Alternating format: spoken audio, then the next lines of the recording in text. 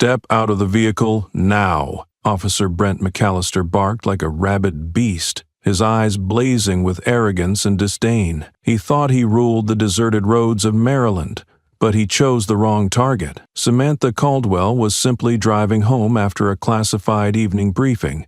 No violations, no confrontation.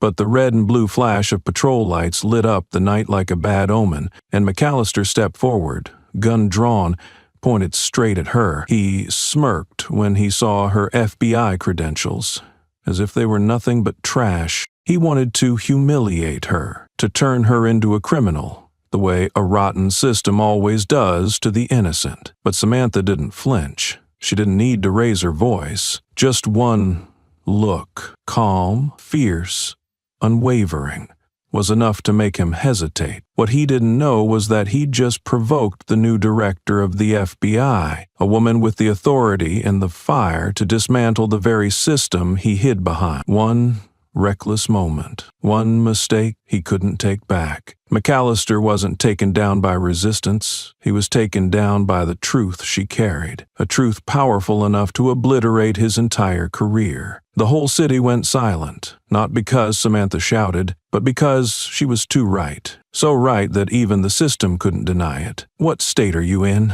Has anyone there ever dared to look injustice in the eye and say, let us know in the comments. Your voice might be the one that lights the spark. The midday sun poured over the highway like a sheet of molten glass, reflecting endlessly off the asphalt. The air shimmered with heat, thick and oppressive. Samantha Caldwell sat behind the wheel of the government-issued SUV, her eyes narrowed behind dark sunglasses, her right hand gliding lightly over the steering wheel. She had just left a classified morning meeting with the National Security Council, a meeting where every word had been weighed as if it could ignite a crisis. The newly appointed director of the FBI. That title weighed heavier than all the medals she had ever received. What filled her heart now was not pride, but a silent burden to protect a system that was cracking apart day by day under the weight of greed, discrimination, and the old fractures that refused to heal. Samantha exhaled, letting the hum of the air conditioning form the backdrop to her tangled thoughts. The highway stretched wide ahead of her, unusually sparse of traffic. Somewhere by the roadside, tufts of wild grass swayed in the heat waves that rose like a mirage. No car was tailing her, no unusual traffic signals. Everything was by the book. But it was precisely that perfect order that made Samantha uneasy. An instinct honed over decades in the field warned her. Moments that felt too quiet often heralded major trouble. And trouble came, sudden and without warning. A police siren tore through the stifling air, slamming into her senses. In the rearview mirror, the flashing red and blue lights loomed fast. Samantha immediately eased off the gas, guiding the vehicle into the emergency lane. No speeding, no reckless lane changes, no reason to be pulled over. But she knew well, sometimes the reason wasn't in the behavior, it was in the face, the skin color, or simply in the fact that her existence didn't fit into some twisted worldview. She turned off the radio, lowered her window 3/4 of the way, and placed both hands clearly on the steering wheel. In the mirror, the white police cruiser pulled up close. Its engine roared once, then cut off. A man stepped out, tall, broad-shouldered, eyes hidden beneath the brim of his cap. Officer Brent McAllister. Samantha didn't need to read the name tag to know exactly the type of man she was about to deal with. From his very first step, she noticed something off. His stance wasn't that of a professional. It was the posture of a man accustomed to abusing his power. His left hand hovered near his holstered gun, while his right hand swung a flashlight directly at her vehicle. No greeting, no explanation, just a dry, impatient voice that seemed to press down on the midday heat. Papers, now. Through her glasses, Samantha looked at him, masking the flicker of wariness in her eyes. She nodded slowly, making each movement clear and deliberate, never rushed. But inside, her survival instinct screamed, this wasn't about paperwork anymore. This was a test, a silent duel, and the deadliest duels didn't need gunfire. only a glance or a misplaced word. Today on this sun-soaked road, Samantha knew she wasn't just fighting for her own safety. She was fighting for the very meaning of the justice she had sworn to defend. The midday sun blazed overhead, making the asphalt ripple with heat mirages. The sweltering air and tension wrapped tightly around Samantha as the officer stood silently beside her window, his gaze skimming her face, pausing on her skin tone, her hair, her confident but not defiant expression. He leaned in slightly, the beam of his flashlight unwavering, as if trying to uncover some invisible fault. Samantha kept her hands firmly on the steering wheel, her voice calm but firm. "Officer, may I ask the reason for the stop?" A simple question, standard procedure. But instead of answering, McAllister squinted slightly, his lips pressed into a stubborn, thin line. He repeated his earlier demand, this time in a harsher tone. "Papers, now." No explanation, no minimum professionalism, only a raw command emphasizing the absolute power he wielded. Samantha understood. Even a wrong glance, a move too sudden, could ignite the fuse he had already primed. She took a deep breath and moved slowly. "I'm reaching over to the passenger seat to retrieve my wallet," she stated clearly, making sure every move stayed within McAllister's line of sight. He didn't reply. No nod, no objection, just stood there, eyes tracking every inch of her movement like she was a dangerous creature about to strike. Samantha opened her wallet slightly, pulled out her FBI badge and driver's license, and extended them out the window. The sun glinted off the badge, making the embossed letters shimmer. McAllister only glanced briefly at it, the corner of his mouth lifting into a sneer. "FBI, huh?" He smirked, his tone dripping with mockery, as if she had handed him a gym membership card. A slow, deliberate arch of his eyebrow, then his gaze snapped back to her face. No respect, no caution. And then, the next three words, spoken like a hammer falling, pushed the encounter beyond the realm of a routine traffic stop. "Step out." Samantha's heart remained steady, but in her mind, dangerous scenarios flickered past like a rapidly spinning film reel. She had read hundreds of reports about similar situations, where even the mildest resistance had been twisted into justification for violence. From the outside, it looked like a simple command, but to Samantha, with years of field experience and behavioral analysis, it was crystal clear. McAllister wasn't just asking for compliance.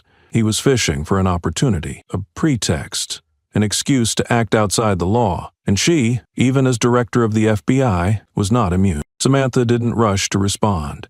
She looked straight into McAllister's eyes, the cold gray irises hidden behind her sunglasses. A brief silence stretched between them, one man demanding unconditional submission, one woman weighing every breath for her next move. Then, unhurriedly, Samantha spoke, her voice low but steady. "Officer, I am not refusing to cooperate, but under federal regulations, I am entitled to know the specific reason before exiting the vehicle." McAllister's hand tightened around the strap of his holstered gun. His eyes darkened. Anger, fueled by bruised ego, simmered beneath his controlled exterior. Samantha knew this moment was the razor-thin line between order and chaos. One wrong word, one wrong move, and everything could collapse. Under the scorching midday sun, with nowhere to hide the truth, Samantha Caldwell gripped the steering wheel one last time, ready for what was about to come. She didn't know exactly how it would unfold,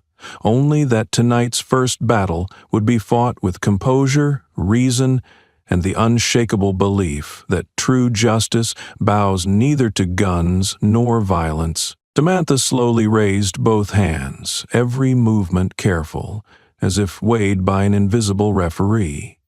Her FBI badge glinted under the noon sun, its embossed gold letters reflecting against the metal. She held it out, straight, deliberate. It was an action that felt both routine and unbearably heavy, as if she were offering not just credentials, but her dignity and history.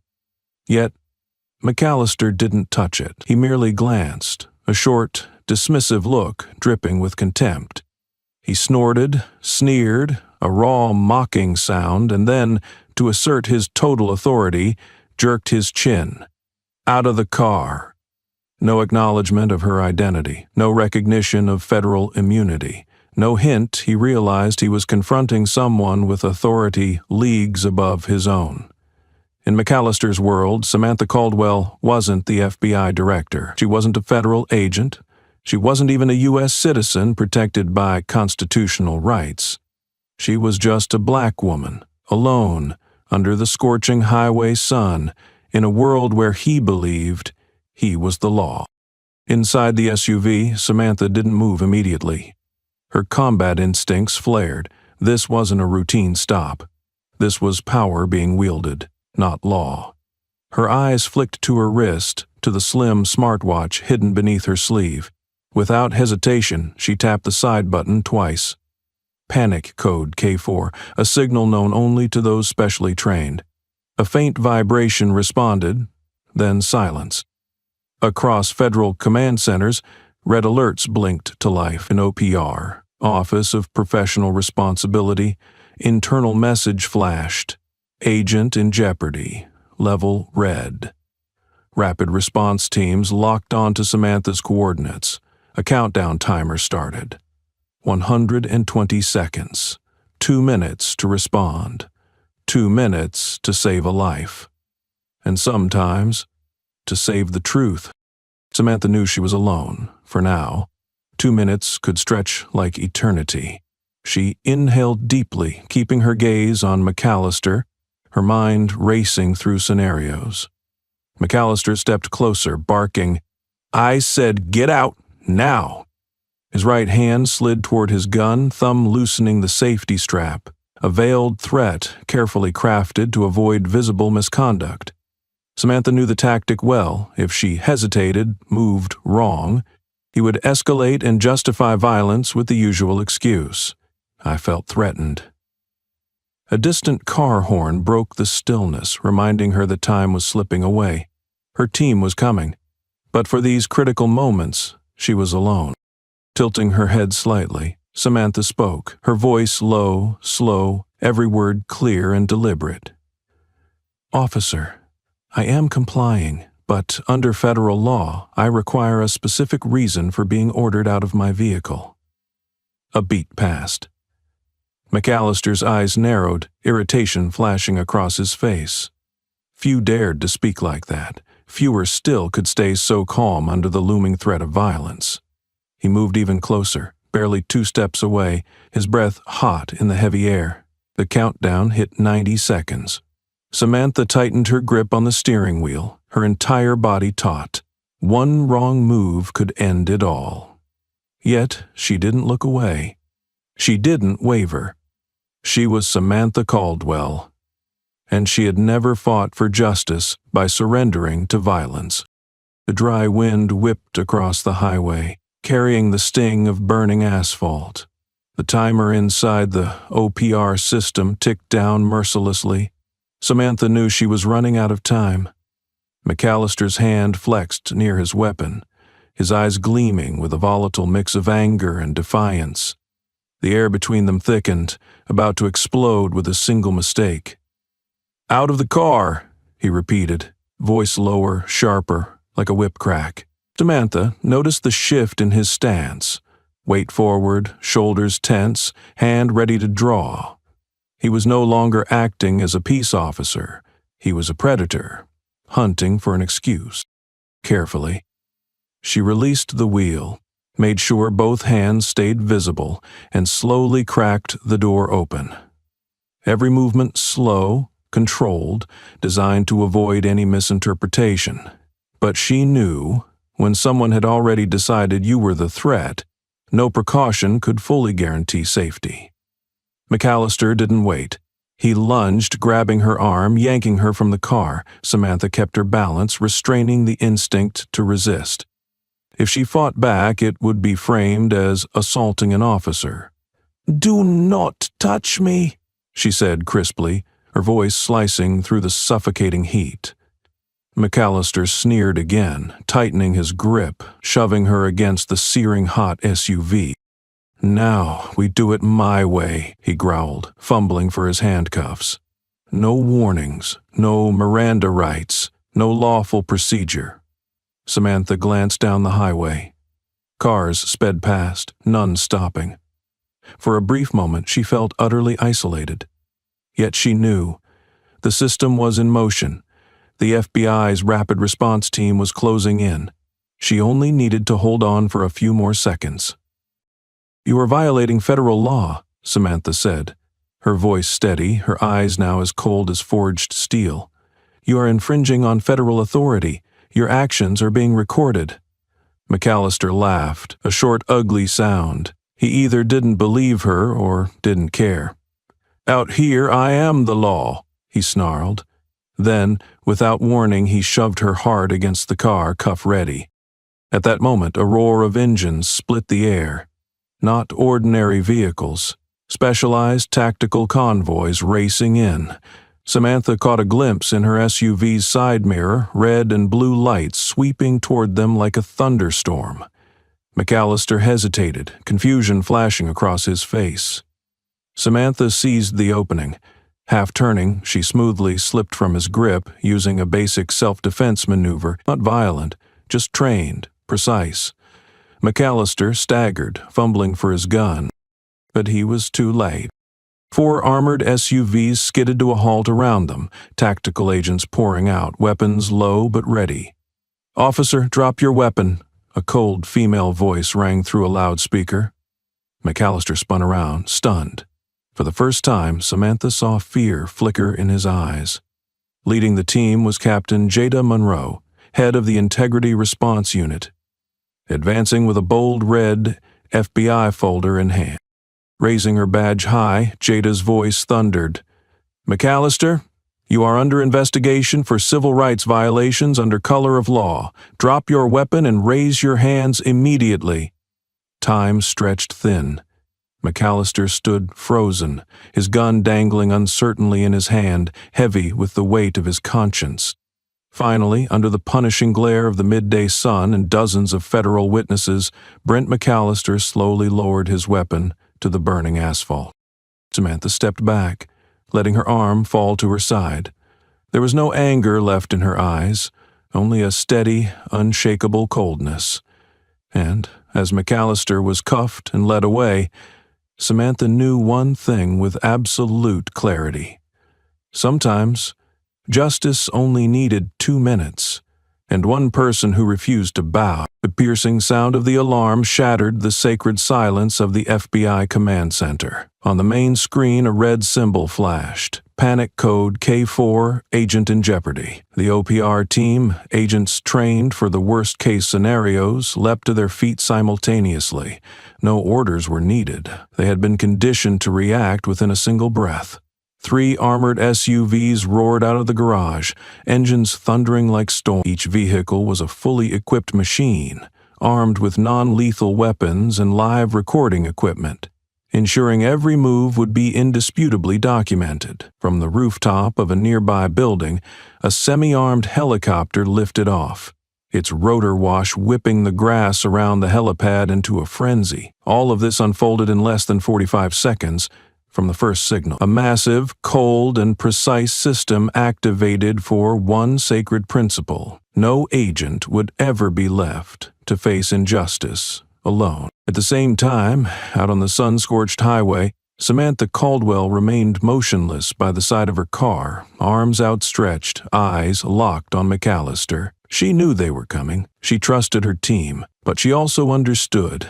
In life or death battles like this, 120 seconds could feel like a lifetime. McAllister smirked, a crooked, mocking smile. His hand moved slowly toward his holster, hooking his thumb into the safety latch of his Glock, preparing methodically for a confrontation whose outcome he already presumed to know. "Officer," Samantha said, her voice low, steady, unwavering, "you are in violation of Title 18 U.S. Code, Section 242, Color of Law."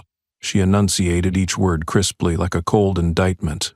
"Any law enforcement officer who, under the guise of official authority, deprives or violates a citizen's rights, commits a federal crime." McAllister frowned, momentarily startled, not because he didn't know the law, but because he wasn't accustomed to hearing it recited with such judicial authority by a woman, especially a black woman. Then he shook his head, brushing off the creeping unease. "Color of law," he sneered, voice dripping with mockery. "You're standing in the middle of nowhere, lady.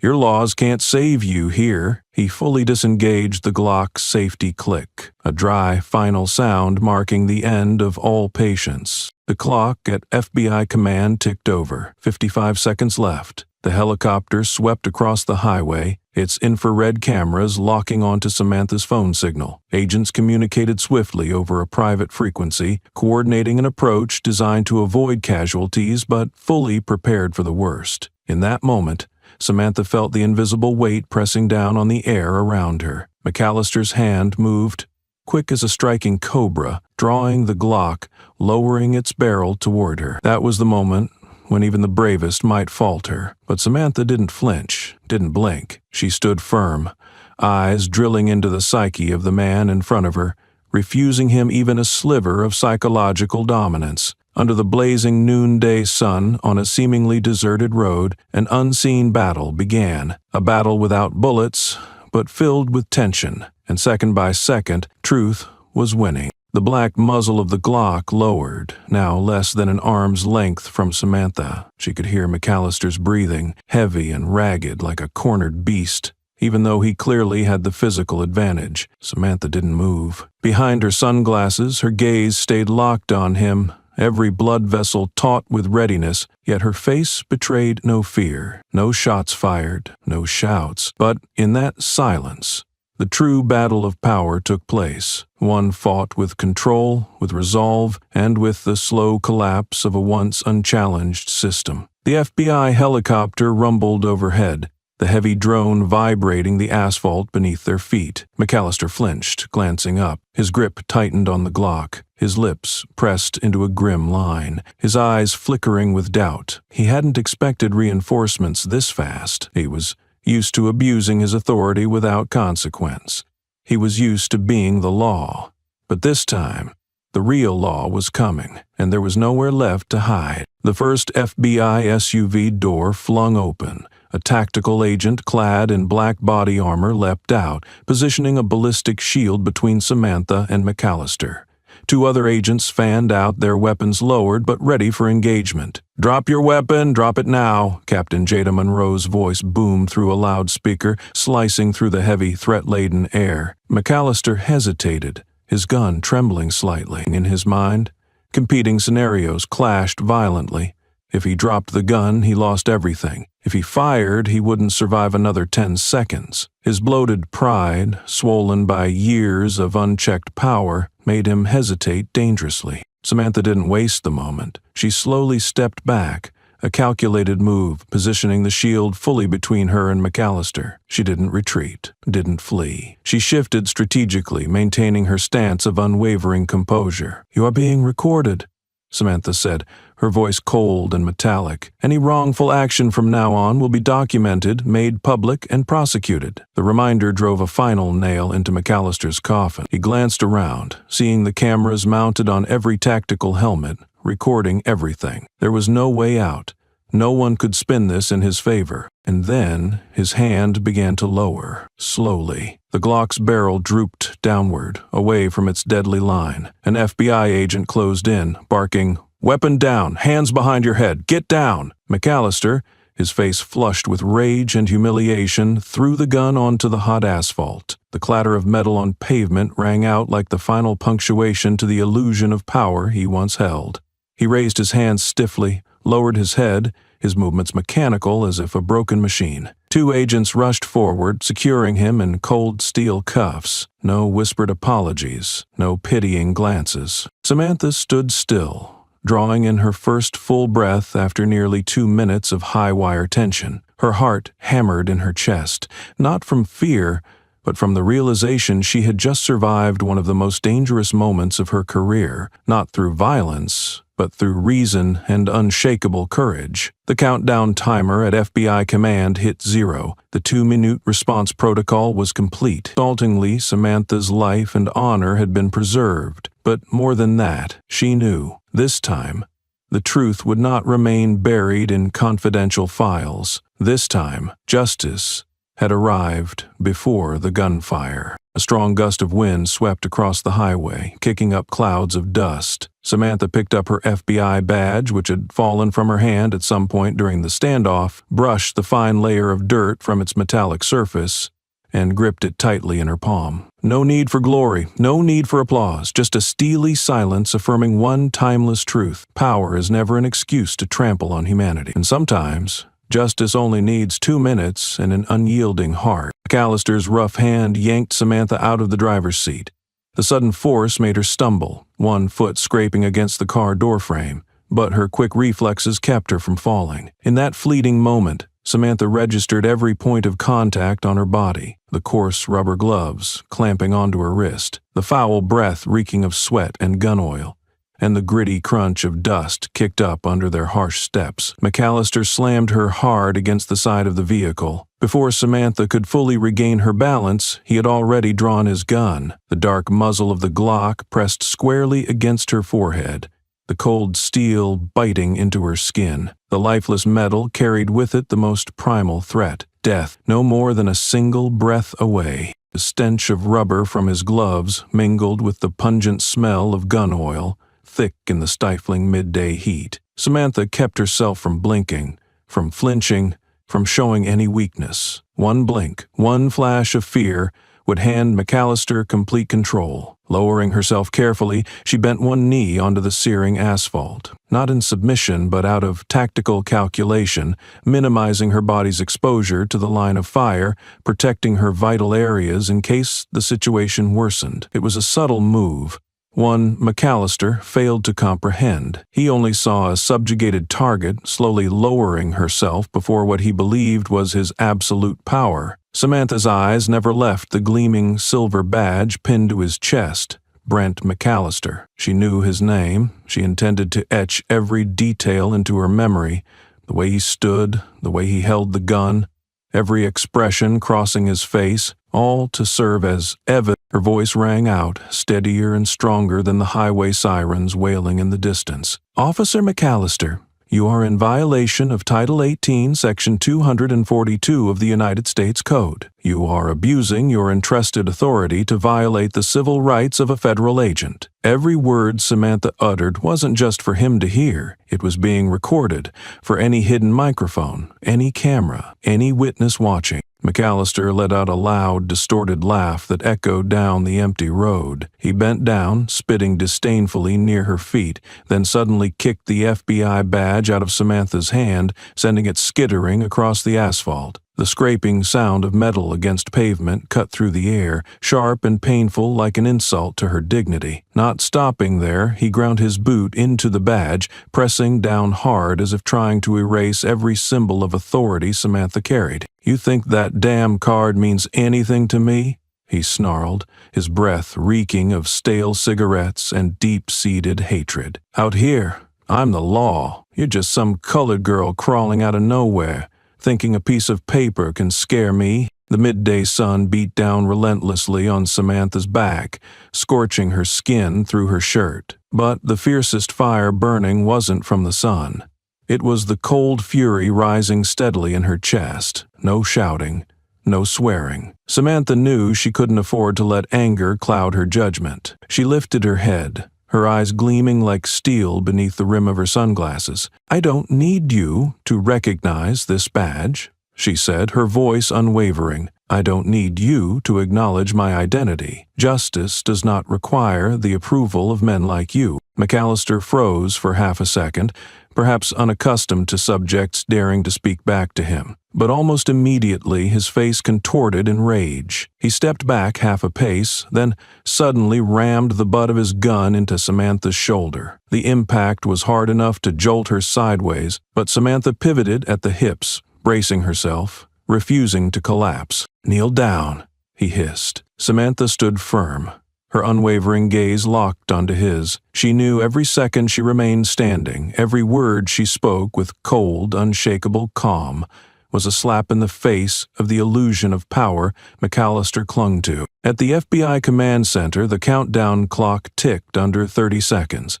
Agents were closing in, weapons ready, tactics coordinated over private comms. But Samantha couldn't know the exact moment her team would arrive. All she had was her resolve, the oath she had sworn on the first day she pinned the FBI badge to her chest. In a voice as cold and steady as a blade, Samantha spoke again, louder and clearer this time, ensuring that every camera, every microphone, and every ear listening would hear, "Brent McAllister, you are being recorded. Every action you take will be held accountable under federal law." It was no longer a reminder, it was a declaration, a sentence already signed. McAllister's face shifted. In that brief instant just before the FBI agent stormed in, Samantha saw what she had been waiting for all afternoon. A flicker of fear, a glimmer of realization that he was not the law. He was merely a small, pitiful man, wrapped in the illusion of power, who would soon be forced to bow before the very thing he thought he could trample forever: justice. A pale white light from an electric scooter lit up the emergency lane, casting a long beam across the sun-scorched asphalt. Javi Morales, a junior communications major at the University of Richmond, had pulled over not far away. He had just finished a shift at the restaurant near the adjacent gas station and was heading home when the flashing red and blue lights, the blaring siren, and the strange midday scene caught his eye. Instinctively, like someone raised in the era of smartphones and social media, Javier whipped out his iPhone and switched it to live stream mode. He didn't have to think twice. A white police officer pointing a gun at an unarmed black woman in broad daylight. Javier's gut told him this wasn't something ordinary, and if he didn't record it, no one would believe it. Javier zoomed in. Officer McAllister, gripping his Glock tightly, the barrel pressed against Samantha's forehead, appeared sharply in the bright sunlight. She wasn't resisting, wasn't being threatening. She simply stood there, calm, her back straight like a warrior, refusing to yield. Javier pulled his cap lower over his eyes, braced his elbows to steady the phone. His voice, whispered but urgent, slipped into the microphone. "You guys seeing this? He's pulling the trigger. He's pulling the damn trigger right in front of us." The hashtag 2 minutes erupted like a wildfire. In less than 30 seconds, the live stream viewership shot past 2,000. A countdown clock icon appeared. The furious flood of keystrokes and outraged comments began pouring in. McAllister couldn't help but notice the faint glow from the sideline.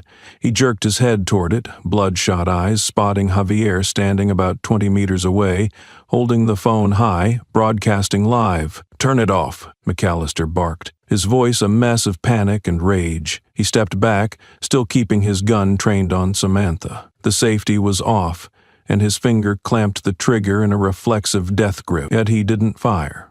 Not out of mercy, but because, in that fleeting moment, McAllister realized he had lost control of the narrative.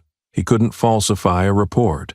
He couldn't tamper with a body cam. He couldn't erase the evidence. His every move was now being streamed across thousands of miles, witnessed by tens of thousands of invisible eyes. Inside his mind, possible consequences flashed.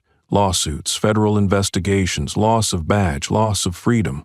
The sense of invincibility that years in a uniform had bred in him began to crack. Javier, though his legs trembled from adrenaline, didn't back down. He panned his camera, capturing everything. McAllister with the gun in hand, Samantha standing unnervingly composed, the hum of helicopters overhead, and the black FBI SUVs tearing toward them like a storm. "This is the truth," Javier murmured into the mic. "No filters, no edits. You're seeing it happen live." Viewership exploded. 5,000, 8,000, 10,000. Comments poured in like a flood. "Unbelievable. This is 2025 and it's still happening. 2 minutes. Save her. He's about to pull the trigger. Somebody stop him." The social media outrage spread faster than any storm. 2 minutes shot to the top of Twitter's trending topics within 5 minutes. Clock emojis, silent battle cries, prayers, and fury blended into an unstoppable wave. McAllister cursed and turned fully toward Javier, raising the Glock as if to fire at the unarmed student. But before he could act, another roar split the air. The FBI's armored SUV convoy closed in. Doors flew open, tactical agents poured out like a tidal wave, quickly fanning into a surrounding formation. "Drop the weapon! "You are being recorded. Drop it now," barked Captain Monroe, his voice sharp and absolute. McAllister froze. His eyes darted between Samantha's unflinching posture, Javier still live-streaming, and the wall of heavily armed agents closing in. In that instant, he knew it was over. Slowly, he let the Glock slip from his hand onto the asphalt. The clatter echoed sharply like a wordless period ending the confrontation. Agents rushed forward, pinning McAllister face down against the searing pavement. Meanwhile, Javier kept filming, capturing every second, every move, like an unarmed battlefield journalist wielding only the truth. Samantha lifted her head. Her eyes found Javier's across the space between them. A silent glance of gratitude passed between them. No words of thanks were necessary, no promises, only a quiet recognition between two people, one who fought with courage, the other with a lens. Later, Javier would recount that he had never felt the weight of a phone so heavy, nor its power so immense, because sometimes in a world where truth is so often twisted, all it takes is one small beam of light shining onto injustice, and the whole system begins to tremble. From afar, streaks of flashing red and blue lights intertwined like brilliant falling stars, rushing forward with ferocious speed. Sirens shrieked in sharp bursts, each wail slicing through the thick, tense air. It wasn't just one siren. It wasn't just one vehicle. Siren upon siren, a storm of sound and light swept down the highway, carrying with it the full weight of justice and truth. Samantha heard it before she saw it. Her ears picked up the heavy, pounding engines, the growling of helicopters overhead. The ground trembled lightly beneath her feet, signaling that an overwhelming force was approaching. But McAllister heard it too. He whipped his head around, his eyes darting frantically toward the convoy charging toward them. His Glock remained pressed against Samantha's temple, his finger locked tight around the trigger. In that instant, both of them understood. One wrong move, one flash of fear in someone's eyes, and blood would spill. Everything could spiral out of control. The first armored SUV door burst open with a metallic screech. From the shadows sprang two figures. OPR Captain Jada Monroe, clad in a tight tactical vest, her eyes sharp as blades, and beside her none other than Sheriff Reeves, the head of the entire county's law enforcement. Reeves moved swiftly, his voice booming across the chaos, pushing back the rising panic.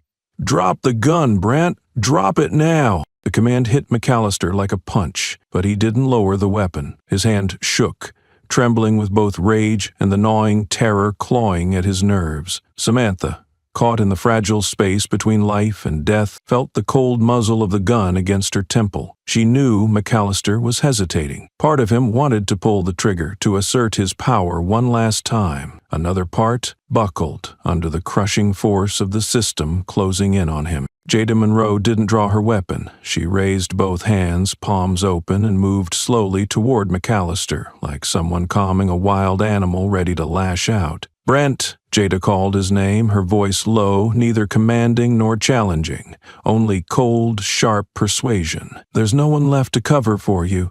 No one here to rewrite the reports. No one who'll fake testimony for you. Drop the gun. This is your only chance." Her words sliced into McAllister's mind like a razor.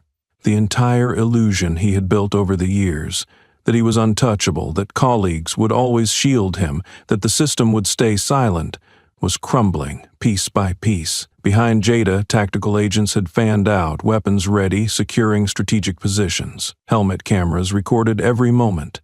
Every action, every decision, every bullet fired would be scrutinized frame by frame in court. There was no more darkness to hide in, no accidental reports to fall back on, only the blinding light of truth. McAllister gasped for breath, his eyes darting between Samantha, Jada Monroe, and Sheriff Reeves. Every breath he took was heavy, desperate, like a man caught in an invisible net tightening around his throat. The Glock in his hand sagged slightly, just slightly, but in this taut moment, it was the first clear crack in his crumbling defense. Reeves took half a step closer, his voice no longer shouting, but cold and menacing. "Brent, you know the law. You know the consequences.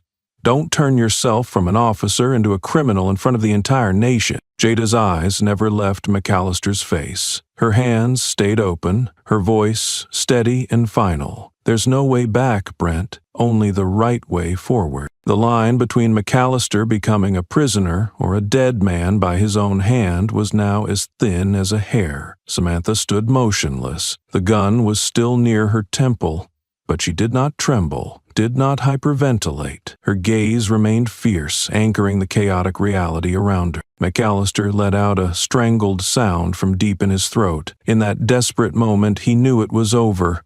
No more cover, no more protection. No one left who believed his lies. His hand slackened, the Glock slipped from his fingers and clattered onto the burning asphalt, the sharp impact shattering the dream of power he had clung to. Immediately, 2 tactical agents surged forward. They slammed McAllister to the ground, cuffing his wrists with swift, practiced efficiency without wasting a single word. Samantha stepped back 2 paces, letting her arms relax at her sides. As the metallic click of handcuffs locked around McAllister's wrists echoed across the road, she knew. Today, on this sun-scorched highway, justice had refused to bend. No shots fired, no blood spilled. Only one person standing firm, one person refusing to bow. And that was enough to change everything. McAllister stood frozen for a moment, his gaze lost like a child torn from a dream. The Glock slipped from his hand, clattering against the hot asphalt with a metallic echo that cut sharply through the heavy midday air. Immediately, 2 tactical agents rushed in. One expertly twisted McAllister's arm, forcing him to his knees. The other swiftly snapped handcuffs around his wrists in 3 precise, unhesitating moves. McAllister gasped, his eyes seething with humiliation and rage, but he didn't dare resist. There was no one left to shield him, no fellow officers standing as a buffer. For the first time in his life, he was treated like the very victims he had once scorned. Samantha slowly straightened up. She brushed the dust off her knees, her movements deliberate, steady, unrushed. There was no triumph in her eyes, no satisfaction of victory, only the heavy calm of someone who had just crossed the fragile boundary between life and death. She bent down and picked up her FBI badge lying on the ground. The cold, scratched metal was caked with dust, but the words, Federal Bureau of Investigation, still gleamed defiantly under the harsh noon sun. Samantha wiped the surface gently with her palm, as if soothing a sacred oath that had just endured a brutal trial. When she looked up, her eyes met those of Javier Morales, the college student, still holding his phone aloft. The live stream was still running. The pale blue glow of the screen illuminated his tense but determined young face. Without a word, Samantha stared straight into the lens, her eyes blazing with 1,000 unspoken messages. She gave a slight nod, a silent command. Then, in a low, firm voice that cut through the stifling heat like the toll of a bell, she said, "Record everything.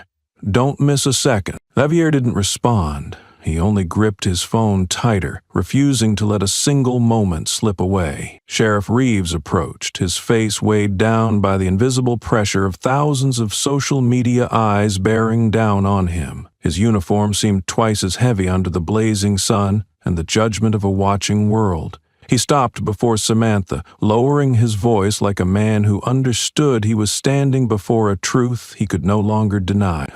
Ma'am," Reeves swallowed hard, his voice thick. I'm sorry." Samantha looked at him for a moment, but said nothing, because she knew an apology now, however sincere, could never erase the wounds. Not just today's wounds, but the wounds of generations buried under internal reports, polite lies, and complicit silence. Javier's camera continued rolling, capturing it all. On the screen, the audience was erupting. Countdown emojis flooded the chat. Comments scrolled in a frenzied wave. A minute, 90 seconds, 2 minutes, she's alive. She's standing. The online community had instinctively begun counting, an unspoken but powerful ritual. 1, 2, 3. The numbers weren't just marking Samantha's survival, they were a declaration. This time, justice had arrived on time. McAllister was shoved into the back of the police transport vehicle. The heavy metal door slammed shut behind him, with a finality that needed no words.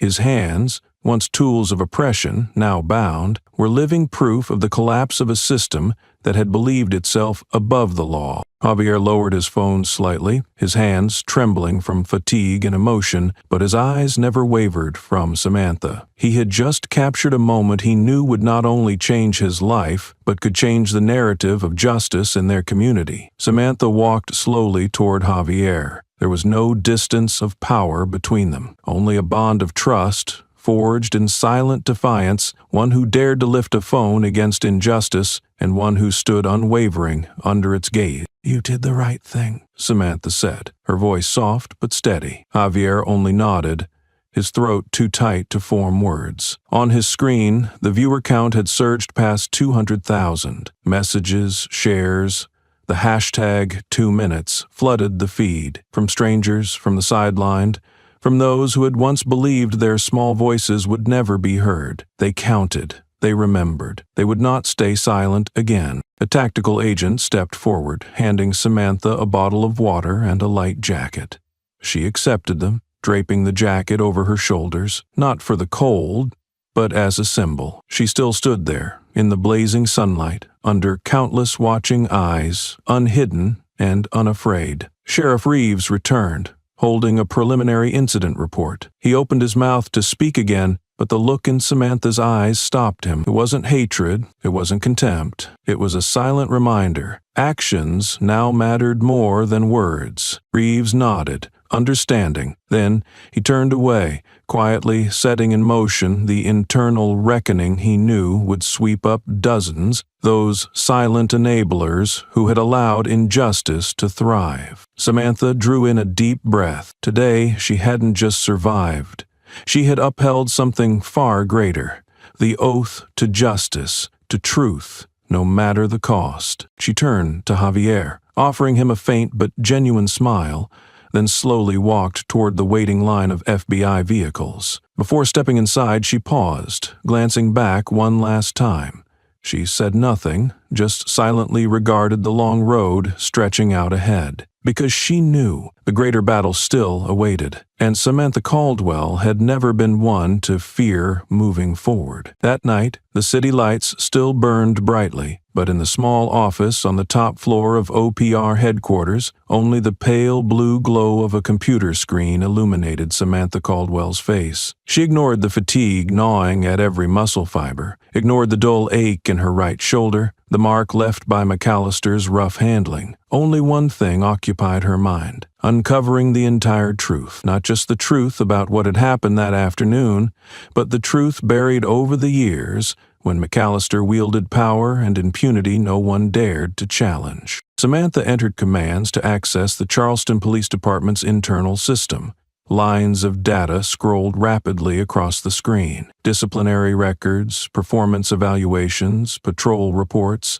Everything on the surface looked spotless, as if McAllister was the ideal model of a police officer. But Samantha wasn't looking for the polished facade. She dug into hidden directories where complaint files had once been submitted, but, strangely, never surfaced in any internal audits. A string of data popped up. 5 complaints, 5 accusations of racially motivated violence spanning 8 years. From assaulting unarmed black citizens, unlawful arrests, to abusing authority during traffic stops. Each complaint clearly named the same officer, Brent McAllister. And then, in every single complaint, a peculiar detail appeared. Case status: resolved internally. No results disclosed.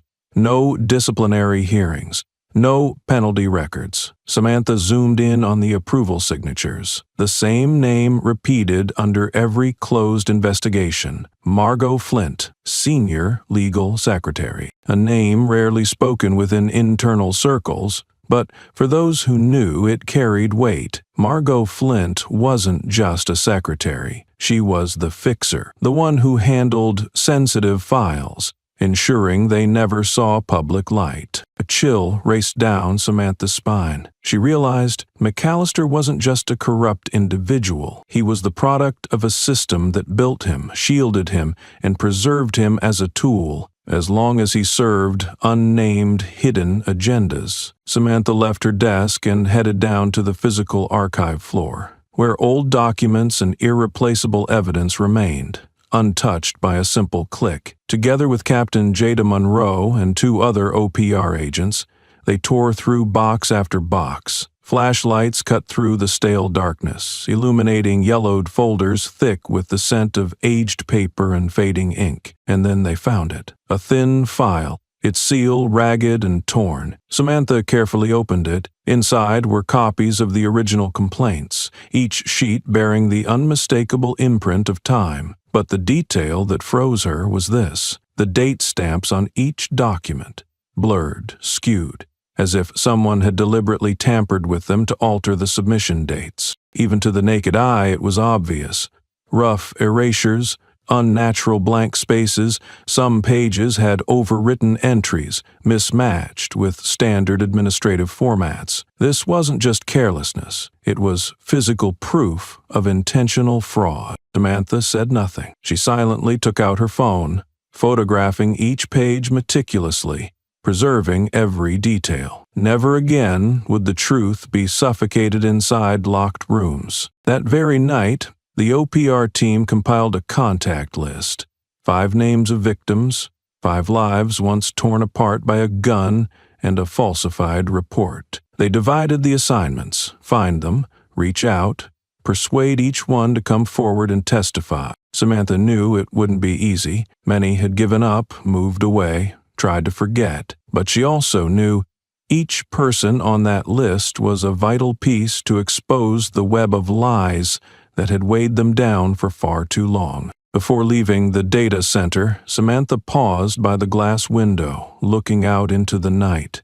Darkness still blanketed the city, but beyond it, the truth was slowly, steadily carving its way through, revealing the first light. And Samantha Caldwell, even if she had to walk the path alone, was ready to see it through to the end. In the cold, sterile interrogation room of OPR, the fluorescent ceiling light emitted a constant faint buzzing sound, like the compressed fatigue hanging in the air. Margot Flint sat hunched over the table, her frail hands twisting nervously in her lap. In front of her, a small recorder with a blinking red light silently captured every word she was about to say. Jada Monroe stood behind the one-way mirror, arms folded, watching. Beside her, Samantha Caldwell observed every expression, every minor movement across Margot's face.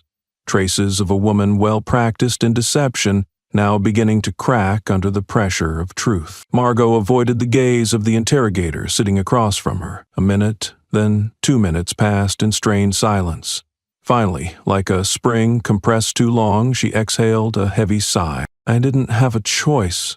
Her voice was hoarse, a mixture of justification and regret. "They came to me. They knew my weaknesses." The interrogator remained silent, giving her a slight nod to continue. "They be," Margot emphasized, fear flashing in her eyes, "are Valor Reform, a front organization. On the surface, it looked like a police reform group, but inside, it was a slush fund." She swallowed hard, as if each word was a blade slicing into her own flesh. "They gave me cash," Margot continued, her hand still wringing the frayed hem of her old blouse. "In exchange, I had to clean up unwanted records, erase them, delay them, tamper with timestamps, anything necessary to ensure certain complaints never reached court." The recorder's red light kept blinking steadily, like an irreversible heartbeat. Samantha exchanged a brief look with Jada Monroe. They had suspected parts of this, but hearing it confirmed by an insider carried a different weight. The interrogator placed a photocopied document in front of Margot, a bank statement highlighting untraceable cash deposits, several $1,000s each, into an account at a local bank.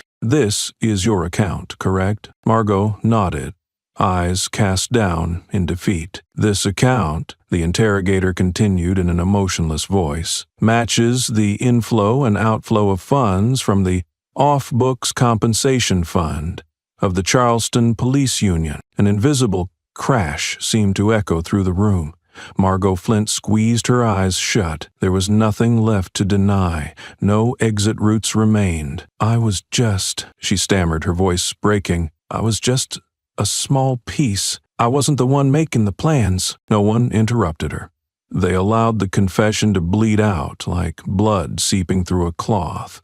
Slow, steady, unstoppable. They have a system, Margot said, staring blankly into the air as if reading back memories long buried. Whenever a complaint came in, they assessed it. If it was from someone without influence, the poor, people of color, immigrants, they handled it internally, which meant I cleaned it. Her voice crumbled. If a complaint came from someone with influence, they offered a quiet settlement and made them sign a non-disclosure agreement. Samantha gripped the arm of her chair lightly. She had heard stories like this hundreds of times in internal investigations, but this time every testimony was mapping directly onto a much larger system, one that had produced officers like McAllister. Jada Monroe gave a slow, cold nod behind the glass. One link in the chain had surfaced, but they would need much more. Valor Reform, the interrogator pressed. Who contacted you? Margot trembled. Then, with the exhaustion of someone about to collapse, she uttered three names that rang out in the room like bullets fired at the heart of the hidden powers. The first, the vice president of the police union, someone who had publicly called for internal reform. The second, a major donor behind numerous unofficial police training programs. The third, the lead attorney for Valor Reform, the man holding secret contracts everyone knew existed but no one dared expose. The room fell into a heavy silence. Samantha knew that from this point on, the battle would no longer be confined to a single arrested officer. The fight had widened, striking at the roots of power, money, and long-standing secret deals. The red light on the recorder clicked off, marking the end of the testimony. But Samantha knew this was only the beginning. Jada Monroe stepped into the room, meeting Margot Flint's eyes, not with hatred, but with a silent judgment. There's no going back, Jada said, her voice as heavy as a funeral bell, tolling for old illusions. Margot lowered her head, her whole body trembling. As for Samantha, walking down the long, hollow corridor of OPR headquarters, she could feel it clearly. The cracks in the old files weren't just revealing the truth. They were opening a gateway, leading to the greatest confrontation she had ever faced, and she, more than ever, was ready to step through. In the underground parking lot on B3 of an old office building, the dim yellow lights flickered, casting blotchy shadows over the damp, cracked concrete. Footsteps echoed, bouncing off the rough concrete walls. No cameras, no security guards. A perfect place for meetings no one wanted recorded in history. Samantha Caldwell leaned casually against a cement pillar, dressed in a plain dark suit, no name tag, no badge. Inside her jacket pocket, her phone was set to recording mode, its small green LED light faintly glowing. A gray sedan slid into a spot across the lot. A man in a tailored suit stepped out, carrying a leather briefcase. He was stocky, confident, the walk of someone more accustomed to shady negotiations than public debate. The chief legal counsel for the police union, a familiar name in legal circles, notorious for quietly settling internal scandals without leaving a trace. He approached, stopping 3 steps from Samantha, forcing a half-friendly, half-forced smile. "Director Caldwell," he said, his voice deep, every word drawn out, like he was coaxing a business partner rather than confronting a federal officer. Samantha gave a slight nod but didn't extend her hand. Her silence stood like an invisible wall, forcing him straight to the point. The lawyer pulled a thick envelope from his briefcase and placed it on the hood of an old SUV nearby. "We think," he began, lowering his voice, "things have gotten a little out of hand. A minor traffic stop, a few clerical errors, some hot-headed officers. Surely it's unnecessary to escalate this to the federal level, don't you think?" Samantha said nothing. Calmly, she drew her phone from her jacket and placed it next to the envelope. The screen glowed green, recording. The lawyer's eyes flickered toward it, his brow tightening, but he continued, as if still believing the old game of power and persuasion could work. "We can ensure," he said evenly, "a higher position for you within the system, a Medal of Honor, an opportunity to expand your influence without being burdened by minor inconveniences like this." Samantha responded with a faint smile, one so cold it seemed to lower the temperature of the entire garage. "You," she said, her voice low and razor-sharp, "just attempted to bribe a federal officer." The lawyer froze. For a moment, his face locked in disbelief. At that instant, a sharp ding rang out from the far end of the garage. The elevator doors slid open, spilling harsh white light onto the concrete floor. Out of the elevator emerged a tactical FBI team, clad in black, badges gleaming on their chests. No words were needed, no declarations necessary. Everything from here on out would be recorded, and the law would be the only dialogue remaining. The lawyer stiffened, clutching his briefcase instinctively, as if that small gesture could erase the transaction that had just taken place. But it was far too late. 2 tactical agents closed in, each locking an arm. Another agent silently retrieved the envelope from the SUV's hood, slipping it into a transparent evidence bag. Every movement was cold, practiced, as if rehearsed 100 times. Samantha stood unmoving, hands relaxed at her sides, eyes sharp and unblinking. No anger, no sarcasm, just the cutting silence of finality. The lawyer struggled, trying to recover some semblance of authority, his voice shaking under forced control. "You don't understand. This was a cooperation offer, a gesture of goodwill.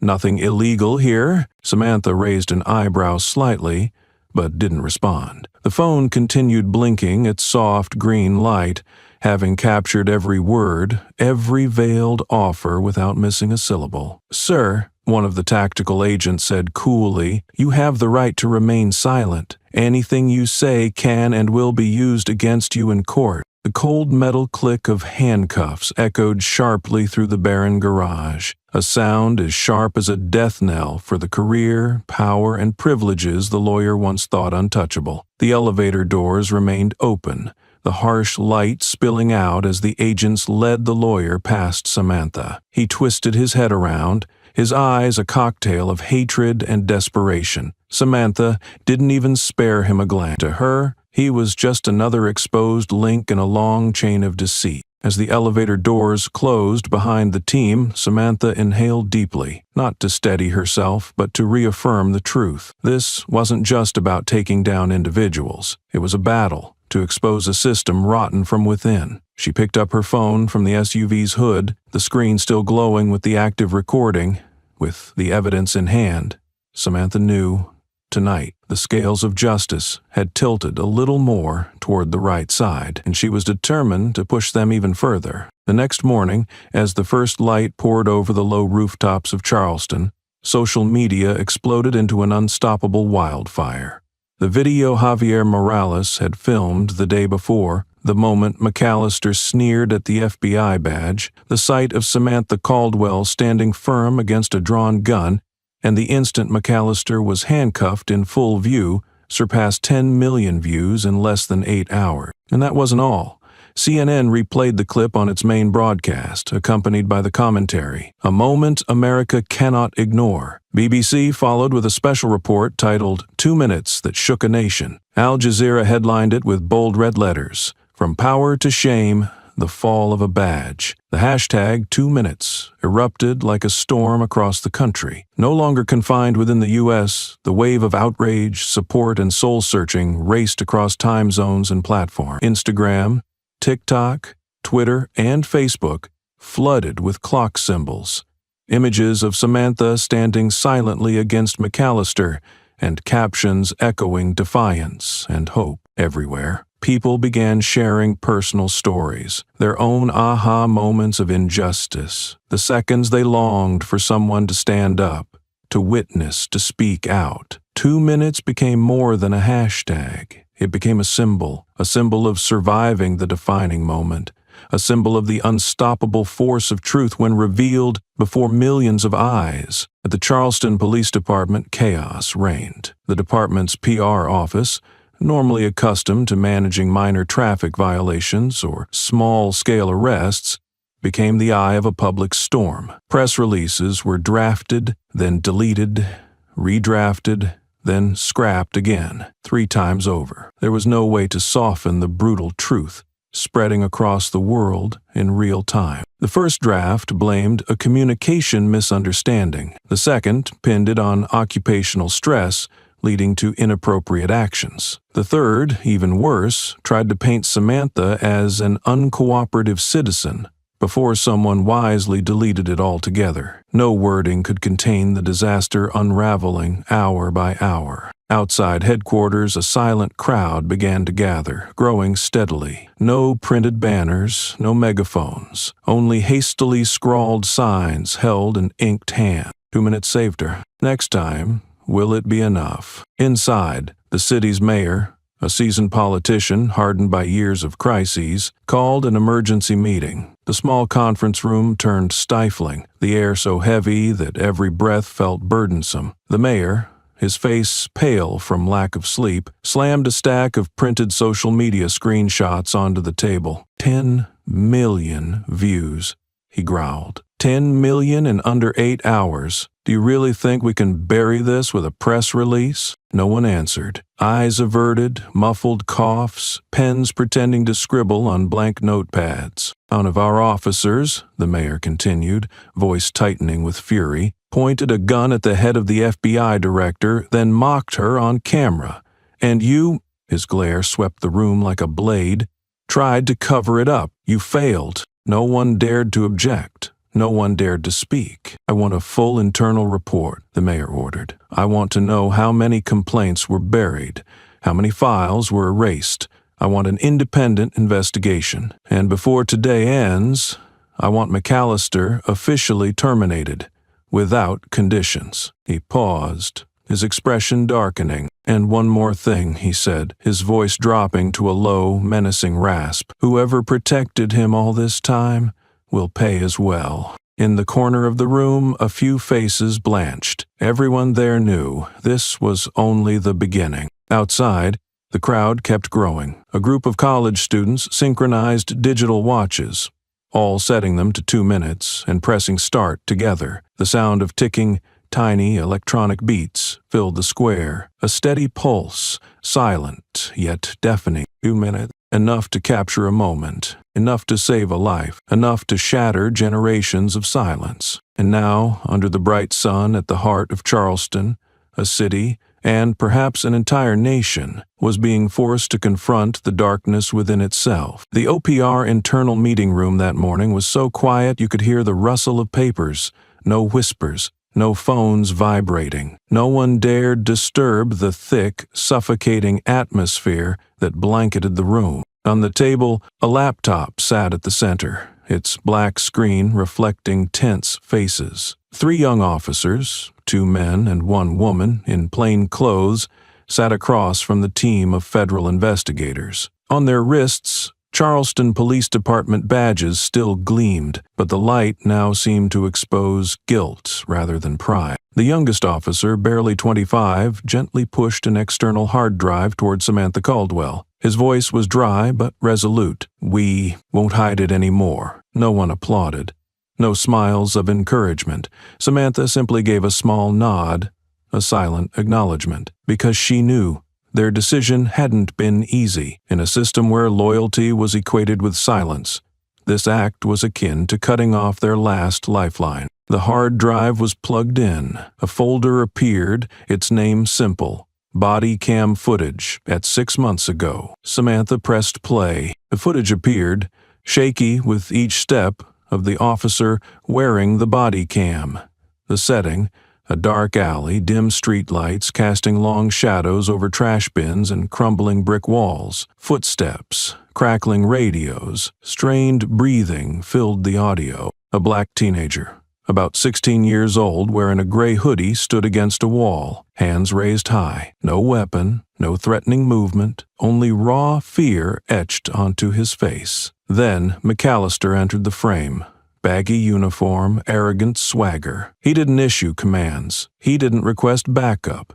He simply walked up, drew his Glock, and aimed it directly at the boy's chest. "Get down!" he barked. The boy stammered compliance, his voice shaking. McAllister squeezed the trigger. No bullet fired, but the deliberate movement of his finger tightening on the trigger was clear. A calculated threat, captured in every frame. A breath caught on the recording, the scrape of boots on concrete. One young officer in the footage, the same young man now sitting before Samantha, stepped forward half a pace, his mouth opening to intervene, but then he froze, his eyes flooded with fear and helplessness. The clip stopped. The meeting room plunged into a dense silence. Jada Monroe leaned forward, her voice low but unyielding as steel. "This footage was deleted from the official system?" The young female officer nodded, her eyes rimmed red. "They advised us that the camera malfunctioned, that the report would say the teenager resisted, that if we wanted to keep our jobs, it was best to forget what we saw." "Hope at me." Samantha clenched her hands under the table, masking the rage boiling in her chest. She didn't need to ask who they were. In this system, they was always there. The invisible hand deciding who survived and who got buried under layers of silence. The youngest officer, the one who had pushed the hard drive, finally met Samantha's eyes for the first time during the session. "We can't continue," he said, his voice hoarse but determined. "After what happened to Director Caldwell, if we still stay silent, we're not human anymore." No more words were necessary. Samantha opened the secure internal email, attached the body cam file, and with a single click, upload. The FBI's internal network instantly absorbed the data. Backup servers stored it simultaneously. Encrypted copies were automatically sent to 3 independent investigative units. No one could delete it.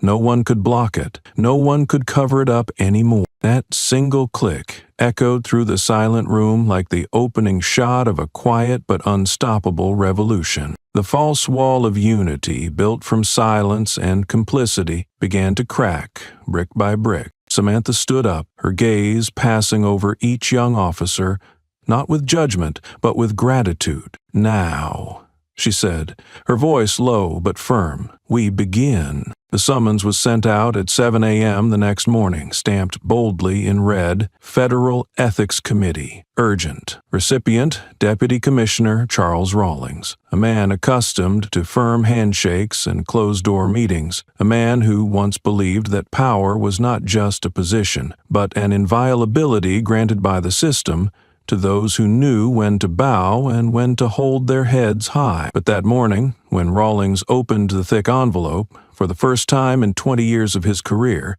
his hands trembled slightly. It wasn't just a summons. Attached were copies of financial transactions, traced through blockchain chains, clearly proving Rawlings had authorized and transferred at least 5 internal support payments from the police union's secret fund into the personal accounts of scandal-ridden officers, including McAllister. Each transaction was time-stamped.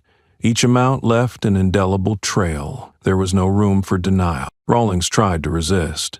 At the very first hearing before the Ethics Committee, he appeared in an expensive gray suit, his gaze still flashing with arrogant confidence. "This is a misunderstanding," he declared before a forest of press cameras and a conference room packed with cold, watchful eyes. "I was merely executing internal financial procedures." A smug smile, a quick adjustment of his tie. He still believed he could spin the narrative, just as he had done hundreds of times before. But this time Samantha Caldwell was there.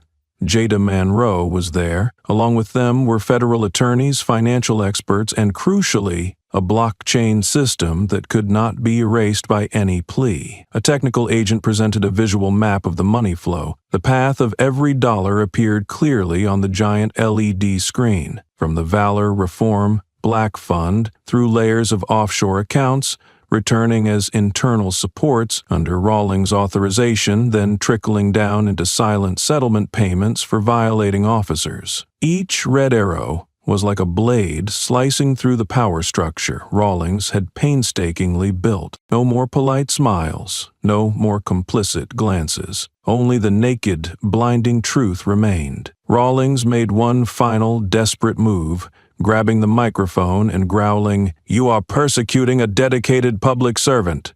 I have served this city for 20 years." But no one responded.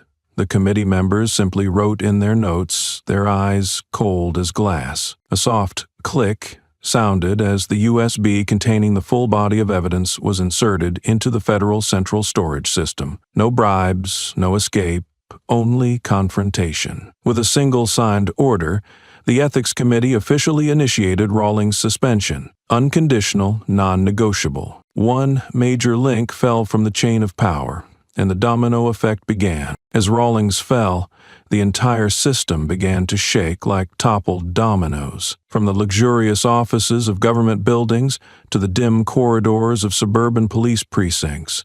Names once whispered with reverence were now being dragged into the light. No one dared to stand in defense. No one could hide the shady money transfers, the buried complaints, the secret meetings held in the shadows. Within 3 days, 6 more key figures were suspended. 1 deputy chief of police, 2 human resources division heads, 1 internal affairs supervisor, and 2 city council members, all confirmed to be directly or indirectly involved in the underground compensation network and record manipulation. Each time someone was exposed, the files thickened, the money trails became clearer, and public trust poured another bucket of cold water onto hollow justifications. Samantha Caldwell watched it unfold not with glee, but with cold clarity. She knew this wasn't just the downfall of a few individuals. This was the collapse of an entrenched culture of complicity, rooted deeply over generations. A culture that proudly bore the slogan, "To protect and serve," outwardly, but whispered, "Protect our own at all costs," in the dark. On social media, the hashtag 2 minutes no longer belonged solely to Samantha's case. It became a rallying cry for thousands of other stories being uncovered. Citizens sent in old video clips, forgotten complaints, and rejected case files. A slow but powerful earthquake spread across America. And when the map of collapsing links began airing live on national news channels, from CNN to BBC, one truth became undeniable. Once released, the truth can never be caged again. The federal courtroom that morning was fortified with 3 additional layers of security. It wasn't just because of the severity of the case, but because the eyes of the entire nation were fixed on this place. On the jury bench, 12 ordinary citizens sat upright, their eyes tense, fully aware that they were not merely judging a man, they were judging an entire system of beliefs. In front of them, a giant screen had been set up. FBI technical agents ran final checks on the videos to be presented. The dash cam footage from the patrol car, body cam footage from McAllister and other officers, Javier Morales' TikTok video, and drone footage from a news outlet capturing the entire scene from above. As the courtroom lights dimmed, the videos began to play one by one. First, the dash cam footage, the cruiser tailing Samantha's SUV without activating its lights before blaring its siren. McAllister stepping out with his hand hovering near his gun from the very first moment. Next, the body cam footage. The shaky frame followed his hurried footsteps. McAllister approached Samantha's window without giving a reason for the stop, without reading her Miranda rights, only shouting command. The body cam angle clearly showed his thumb flicking the safety off his Glock, even though there was no threat from the other side. Then came Javier's TikTok clip. The image was imperfect, shaky, slightly blurry, but that rawness only added to its weight. McAllister sneering at the FBI badge, then pointing the gun straight at Samantha's forehead, while she stood still, unarmed, her hands clearly visible. Finally, the drone footage. From above, the entire scene appeared like a chessboard. The cruiser parked at an angle, Samantha's SUV pinned in, McAllister, Samantha, and Javier clearly marked within meters of each other. The jury barely blinked. The combination of 4 angles shattered any excuse the defense might construct. There was no room left for misunderstanding or occupational stress, only the unvarnished truth, vivid and undeniable. At the defendant's table, McAllister was pale. The light from the screen washed over his face, each frame stripping away another layer of his defense. And when the body cam footage showed his finger tightening around the trigger, even without firing, any claim of no intent to threaten utterly collapsed. A silent tremor ran through the courtroom. No one spoke, but in the eyes of the jury, a verdict was already beginning to take shape. The hearing moved into the testimony phase. A young officer was called to the stand, someone who had been at the scene that day, who had once kept silent out of fear, but who now chose to stand with the truth. He wore a neatly pressed uniform, his police badge gleaming, but his eyes were heavy, as if every word he was about to utter weighed heavily against the institution he once loyally served. The prosecutor rose, his voice not loud but sharp as a blade. "Can you describe exactly what you witnessed at the time?" The young officer swallowed hard, then nodded. "I was standing about 8 meters away. I saw Officer McAllister draw his gun, and I saw his finger," he paused, gathering courage to continue, "tighten around the trigger. It wasn't a protective stance. It wasn't by-the-book procedure for a traffic stop. It was a preparatory move to fire." A silent wave rippled through the courtroom. Samantha Caldwell, seated at the federal witness bench, locked eyes with the young officer, not with anger, but with profound respect. The prosecutor stepped closer, pressing the momentum. "Were you pressured to alter your statement regarding this incident?" A heavy nod. "Yes. I was advised that my body cam had malfunctioned.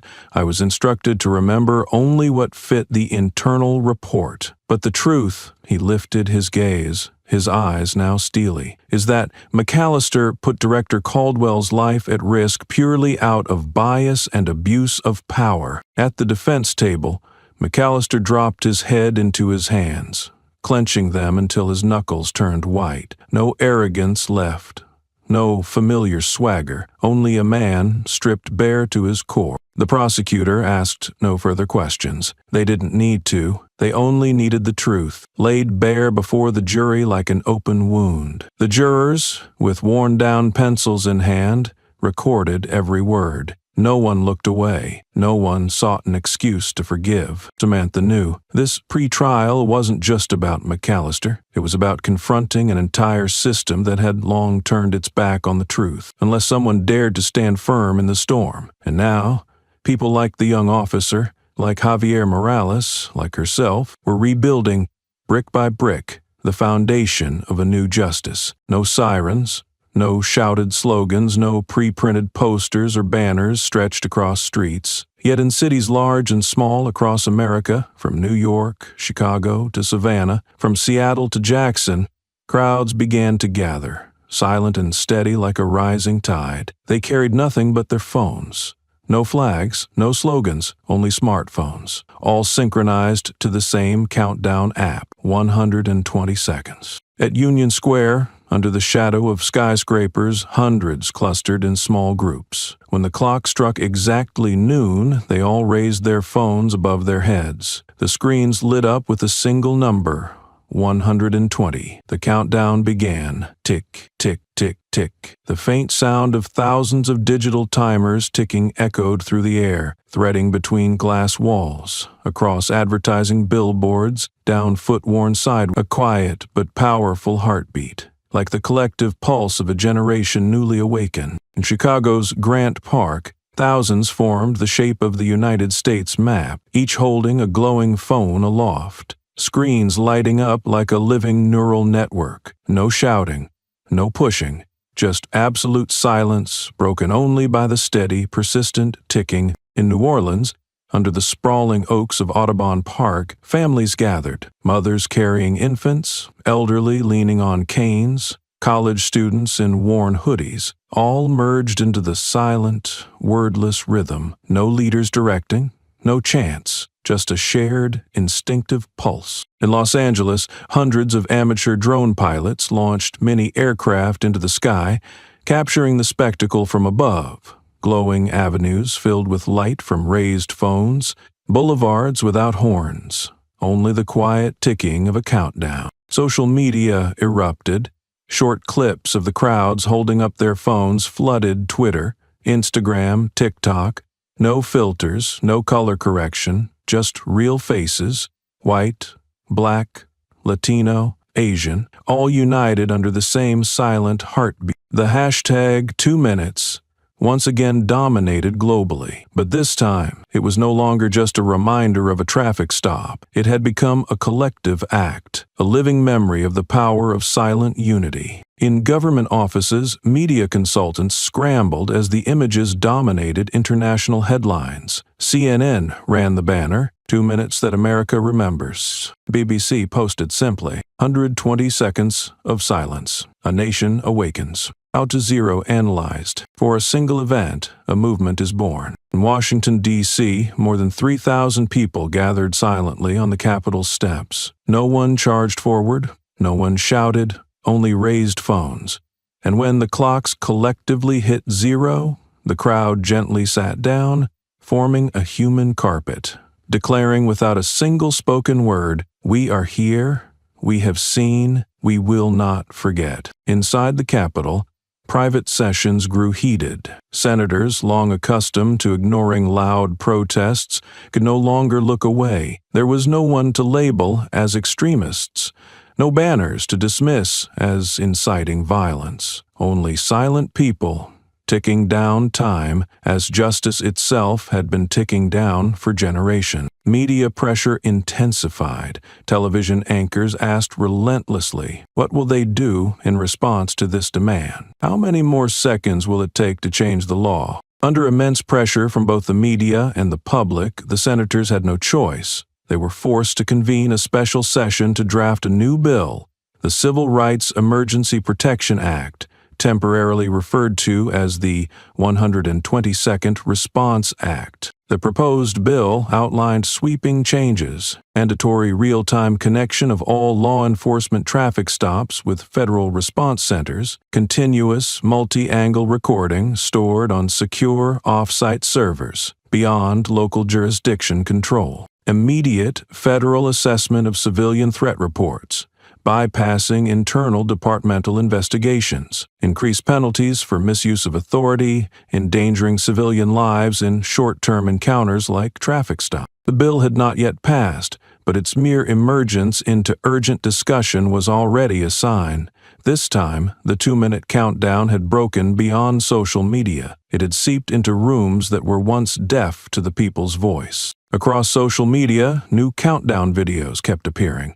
This time, it wasn't just protesters, 6- and 7-year-olds counting with their parents, elderly citizens counting alongside the young, teachers organizing 120-second silences in classrooms. 2 minutes, a small span of time. But when enough people counted down 2 minutes for justice, an entire system was forced to stop and listen. And Samantha Caldwell, watching the stream of news flow across her phone that night, knew what she fought for was never just about her survival. It was 2 minutes that changed a nation. Deep within the FBI's third basement level, in the ballistics lab, a cold space filled with the scent of oil, steel, and old gunpowder, Samantha Caldwell stood behind a layer of bulletproof glass, watching the technician meticulously maneuver under the high-powered electron microscope. On the examination table lay a small 9mm bullet, dull gray,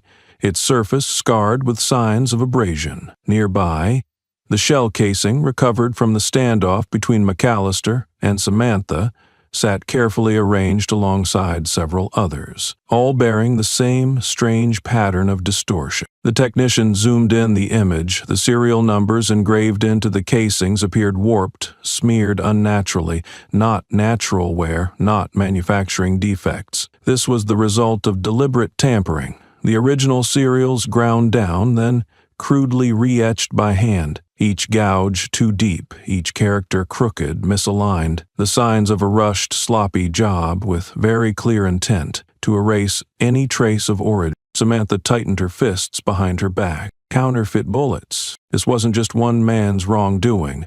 This was systemic. The technician slid a thin stack of files toward her. "We trace back the inventory records," he said grimly. "A large batch of ammunition from the Charleston County Reserve Armory is missing." He paused, meeting her gaze. "And worse, that ammo matches 4 unresolved civilian shooting cases over the past 3 years. 4 lives.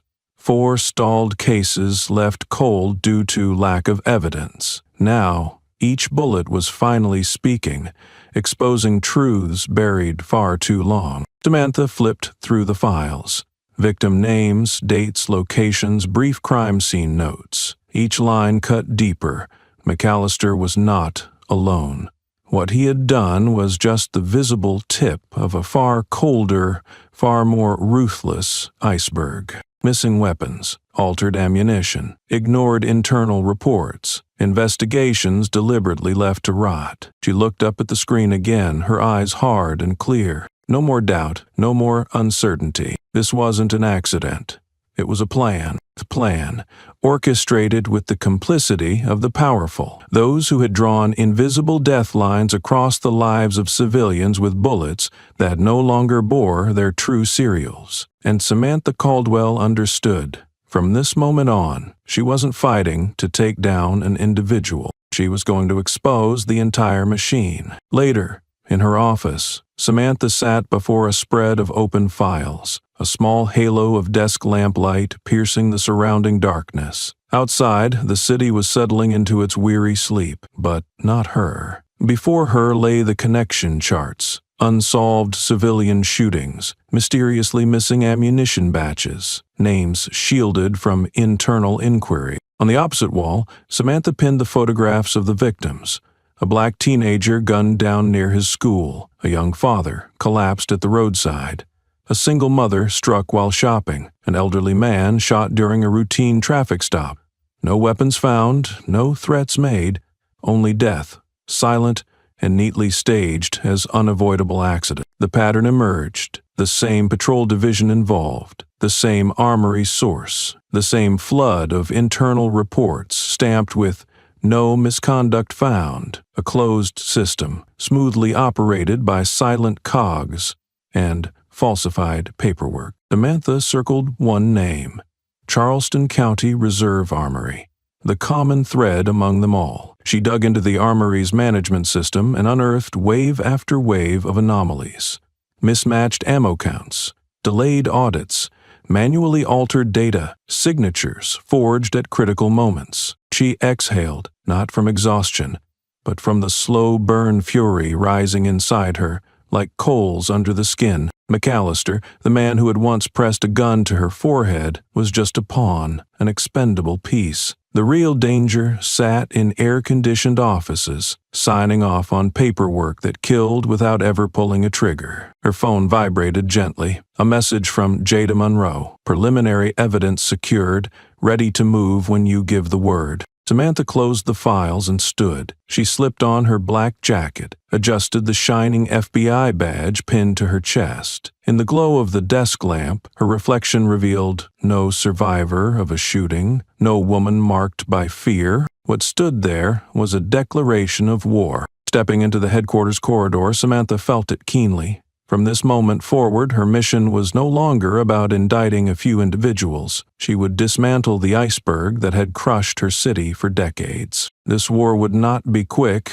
it would not be clean, it would not be easy. But Samantha Caldwell had never entered any battle expecting to leave unscathed. She stepped into the elevator, the doors closing with a soft chime, sealing her in with the heavy silence of someone ready to drag the whole, rotting truth into the light, no matter the cost. Inside the FBI's soundproofed interrogation room, the cold fluorescent lights cast harsh reflections off the steel table, illuminating McAllister's face. Stripped of arrogance, stripped of the defiance that had once defined him, what remained were the worn, exhausted lines of a man hollowed out, his eyes dark and sunken like black holes swallowing the last traces of hope. Samantha Caldwell sat across from him in silence. No need for threats, no need for pressure. McAllister's collapse had begun the moment he was handcuffed before the cameras of millions. Today he would kneel, not with his knees, but with his words, one confession at a time. The agent managing the recorder nodded. A small red light blinked to life. The tape began rolling. McAllister swallowed hard, his scraped fingers tapping a nervous, uneven rhythm against the table. Then, as if accepting the inevitable, he started speaking, his voice rough and disjointed. I'll tell everything in exchange for a deal." Samantha gave no reaction. She let him slip deeper into the mire he had helped create. "The Protection Fund," McAllister spat out the term like a curse. "It didn't have an official name, just what we called it inside. A slice carved out of the union's black budget." He paused, staring into the void as if peeling back layers of dust-covered memories. "Every time a complaint was filed," McAllister continued, voice steady now like a man reading his own indictment, "there was a closed-door meeting. No minutes, no cameras, just a few handshakes and some numbers scribbled on scrap paper. Part of the money was used to support officers, those involved as long as they stayed quiet. Another part went to those handling the paperwork, clerks, internal investigators, even a few city attorneys. The recorder whirred softly, capturing every word, every sound in the cold, sterile room. Samantha leaned slightly forward, her gaze sharp as a scalpel, but her voice calm, guiding him through the fog. "Names. We need name." McAllister nodded, the motion heavy as if weighted with stones. He drew a shuddering breath and began listing, one by one, title by title, amount by amount. "John Reyes," he said, voice quivering, "head of HR, $5,000. For every complaint, buried at inception. Patricia Owens," he pressed on, breath quickening, "union attorney, $8,500 per silent settlement. Victor Haley," another name, internal supervisor, $3,000 to rewrite reports. Name after name. Each one McAllister uttered was a bullet tearing into the rotten wall of the old system. There was nowhere left to hide. No safe corners anymore. He described how bullet serials were filed off, how body cameras, coincidentally, malfunctioned, how witnesses were intimidated or bought off. Each revelation delivered another blow to the already crumbling foundation of public trust. Samantha listened without blinking. She didn't rush him. She didn't comfort him. Here her silence was more powerful than any interrogation. It was McAllister, drowning in his own despair, who was exposing the dark empire, inch by inch. When he finally stopped, the room was swallowed by heavy silence. The recorder's red light still burned, a mute witness to the confession he had just sealed. Samantha stood and paced slowly around the table. She looked at McAllister, not as an enemy, but as a shattered mirror reflecting the rotted power he had once believed he wielded. "Anyone else?" she asked, her voice a soft whisper. But McAllister knew it was not a question he could avoid. He swallowed hard, sweat pooling on his forehead. "Yes," he rasped. "Higher up. City level. State level." Samantha paused, a sharp glint flashing in her eyes. She had suspected. Now, McAllister's confirmation was the final key unlocking the door to higher power. "Keep going," she ordered, her voice low but ringing through the room with undeniable authority. Then McAllister kept going. More names, more addresses, bank accounts, a full map of the corrupt network unfolded. Not rumor, not theory, but stark reality, recorded second by second onto the tape. When he finally finished, McAllister slumped back in his chair, drained. He knew that from this moment there was no path back, but in the deal he hoped for, he clung to a sliver of hope for a lighter sentence, a fragment of the life he had already lost. Samantha switched off the recorder, gathering the files calmly. She made no promises, not out of cruelty, but because she knew the truth had to be brought into the light, not for McAllister, not for any bargaining chip, but for those whose voices had been silenced, whose lives had been taken, whose justice had been stolen. And once again, Samantha Caldwell stood to bring that light to places that had long known only darkness. Daylight streamed through the tall windows of Charleston City Hall, casting a cold glow over the heavy atmosphere inside. In the second-floor conference room, Mayor Jameson Weller stood motionless before a forest of microphones and cameras pointed at him like invisible spears. Behind the glass walls, a silent but growing crowd gathered. They did not shout, they did not riot, they simply held up handmade signs. Higher up, who watches the gatekeepers? We don't believe in promises anymore. Mayor Weller knew that every decision he made today would not only be judged by newspapers or dinner table conversations, but would be etched into the history of the city he was supposed to lead. Clearing his throat, he read from a carefully prepared statement. After reviewing recent events, and in an effort to restore public trust, I hereby announce Police Chief Reeves will be immediately dismissed. A ripple of murmurs passed through the crowd, a few scattered claps. A few nods, but most stood still, their eyes cold, revealing no satisfaction. Everyone knew firing a police chief who had failed to control the system was not a solution. It was merely a thin veil trying to hide a structure rotten from within. The headlines exploded. Charleston fires police chief, but is it enough? Oh man down, what about the system? When the protectors become the threat, who protects the people? Public outrage did not subside. Activists, human rights organizations, ordinary citizens all spoke with one voice. Higher up, they demanded not just Reeves, but everyone who had enabled, covered up, signed off, and turned a blind eye. Everyone must be held accountable. And this time, no apology, no single sacrificial head would satisfy them. Under mounting pressure, the city council was forced to convene an emergency session.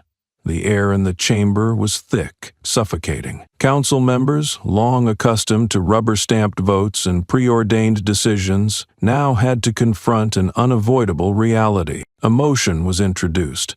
The formation of an independent civilian oversight committee, a new body empowered to investigate, monitor, and prosecute law enforcement misconduct independently, without interference from the existing police structure. The voting took place under an oppressive silence. Samantha Caldwell sat in the very last row. She didn't speak. She didn't push. She simply watched, her eyes glowing with a smoldering fire, waiting for the spark to ignite. She knew real change didn't come just by exposing wrongdoers. It required building mechanisms strong enough to stop evil before it took root. When the results were announced, 7 in favor, 2 against, 1 abstention, a wave of cautious relief swept through the room. The Civilian Oversight Committee would be established. For the first time in Charleston's history, police would no longer police themselves. No more internal investigations ending in empty conclusions. No wrongdoing found. No more backroom embraces and secret meetings. That evening, national broadcasts lit up with images of the crowd outside City Hall, holding up phones with screens counting down from 120 seconds. But this time, beneath the simple handmade signs, a harsher, louder question burned. Who protects the people when the protectors themselves betray them? It was a question no longer avoidable, a question reverberating from corridors of power to every modest home, every street corner. And this time, it wasn't just Samantha Caldwell asking. The entire city, the entire country, the whole world was asking. On sentencing day, Charleston Federal Courthouse was packed. Every seat in the gallery was filled with journalists, lawyers, victims, families, and ordinary citizens. Those who had followed this story from its quiet beginnings as a small viral video to a nationwide movement shaking the country's foundations. The air inside the courtroom was so heavy it felt tangible against the skin. No one smiled. No one spoke. Only the weight of expectation hung thick, every minute stretching out like an endless, silent symphony. McAllister sat in the defendant's chair, his faded orange prison jumpsuit making him look smaller than ever. The once defiant face now bore only the hollow features of a defeated man, empty eyes, slumped shoulders under a burden he could no longer carry. Rawlings sat beside him, his expensive suit no longer able to mask his worn, broken state. Once one of the city's most powerful men, he now looked like a ruined relic, waiting for the final words that would seal his fate. At the bench, federal judge Grace Whitmore, a middle-aged woman renowned for her cold, impartial rigor, surveyed the courtroom before speaking. "Today's sentencing is not just for individuals," she began, her voice reverberating through the chamber, every word striking like a hammer to an anvil. "Today's sentencing is for a mindset, a mode of governance, a culture that allowed power to be used to trample justice." She listed each charge: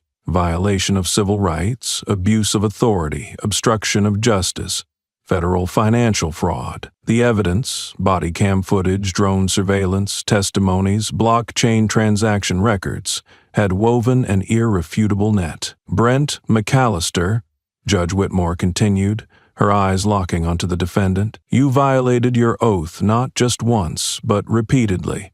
Over many years, you used your power to intimidate, to humiliate, to endanger those you were sworn to protect." A brief pause. "You are sentenced to 25 years in federal prison, without possibility of early parole." The gavel struck the wooden bench sharply, cold and final. Rawlings struggled to maintain his composure, but his fingers trembled uncontrollably as the judge read his sentence.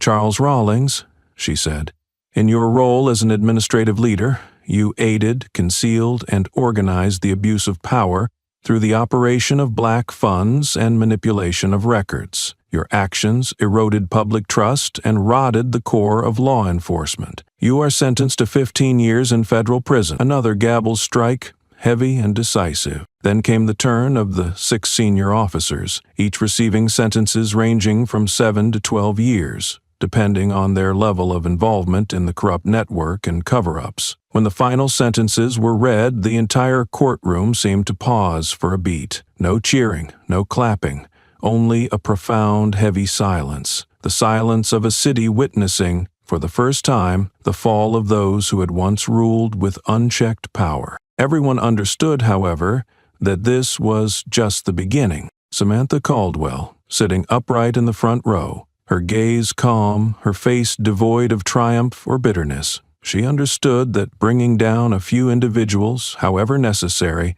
had never been the ultimate goal. As Judge Whitmore declared the session closed, a storm of white camera flashes erupted in the courthouse corridors, but within the courtyard of Charleston's federal courthouse, surrounded by journalists, activists, and citizens who had followed this case for months, Samantha Caldwell stepped out, slow, deliberate, as if every step carried the weight of the voices long silenced by the system, now exposed to the light. A microphone was thrust toward her. Samantha didn't shy away. She stood tall, adjusting the gleaming FBI badge on her chest, and looked directly into the sea of faces before her. No slogans, no fists raised, only a calm, resolute voice cutting through the heavy southern noon air. "I know," Samantha began. "Many today feel a sense of relief seeing names once deemed untouchable held accountable. I feel it too." She paused, scanning the crowd,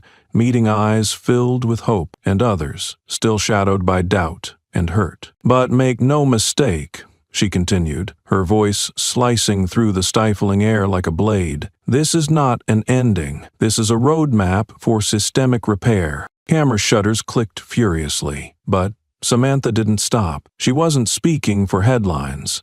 She was speaking to the city, the country, to the children growing up in poor neighborhoods, to those who had been pulled over for no reason, had guns pointed at them for their skin color, their accent, or the address on their license. "We have exposed a network of corruption rooted deeply within law enforcement," Samantha said, each word heavy as lead, "but it didn't happen by accident. It was allowed, nurtured, ignored.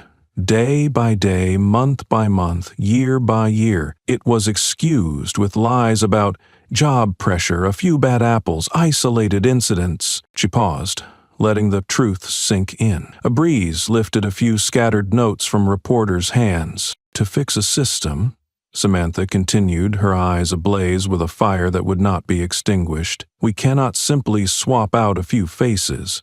We must change how we think, how we act, how we oversee, how we hold power to account. We must accept the truth. Power, when left unchecked, will always lean toward abuse." She raised her chin, her voice carrying across the square through makeshift loudspeakers. The Civilian Oversight Committee must not just be formed, it must be given real power. Body cams must not just be worn, they must be controlled by independent bodies.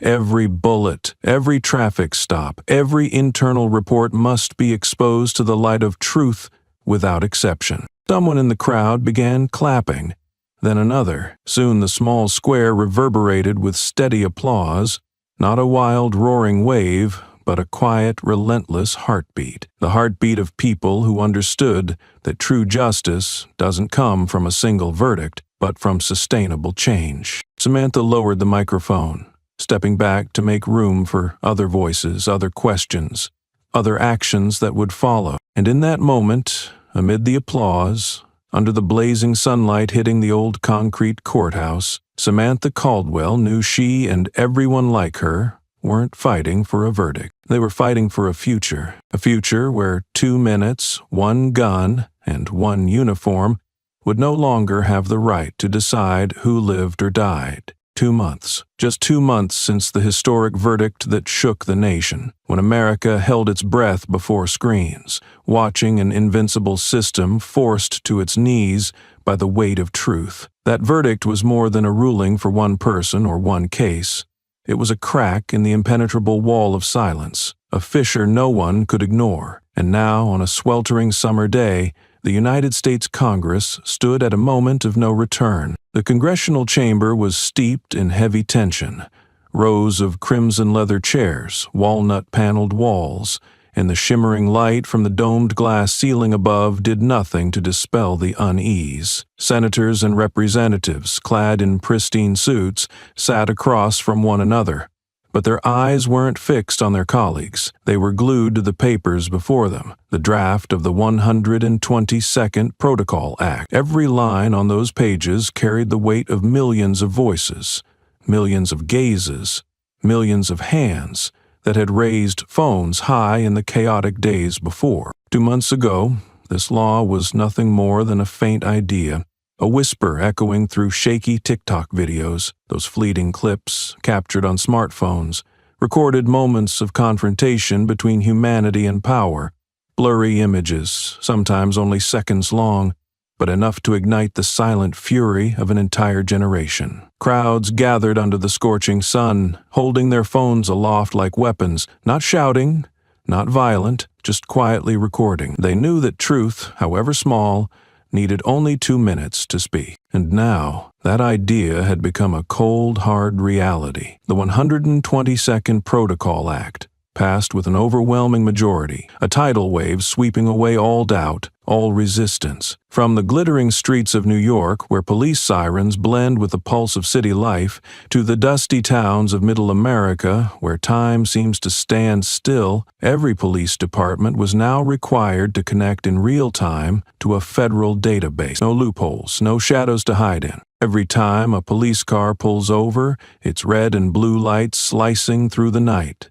Every time an officer steps out, their gaze sharp as it scans the person before them. Every time a hand brushes the holster, fingers grazing cold metal, every moment will be recorded. A tiny camera pinned to the chest, an unyielding device that cannot be turned off, cannot be tampered with. Every action, every word, every glance will be time-stamped, stored forever in a system no one can breach. No more lost files. No more reports vanishing into dusty drawers. No more vague excuses when truth is twisted. Evidence is now a witness that cannot be bribed, cannot be threatened, cannot be erased. In the congressional chamber, when the Senate president's gavel struck to declare the law passed, a wave of applause erupted, not the jubilant clapping of victory, but a low, almost reluctant sound. It was as if the lawmakers understood they were not the heroes of this story. The real heroes were out there,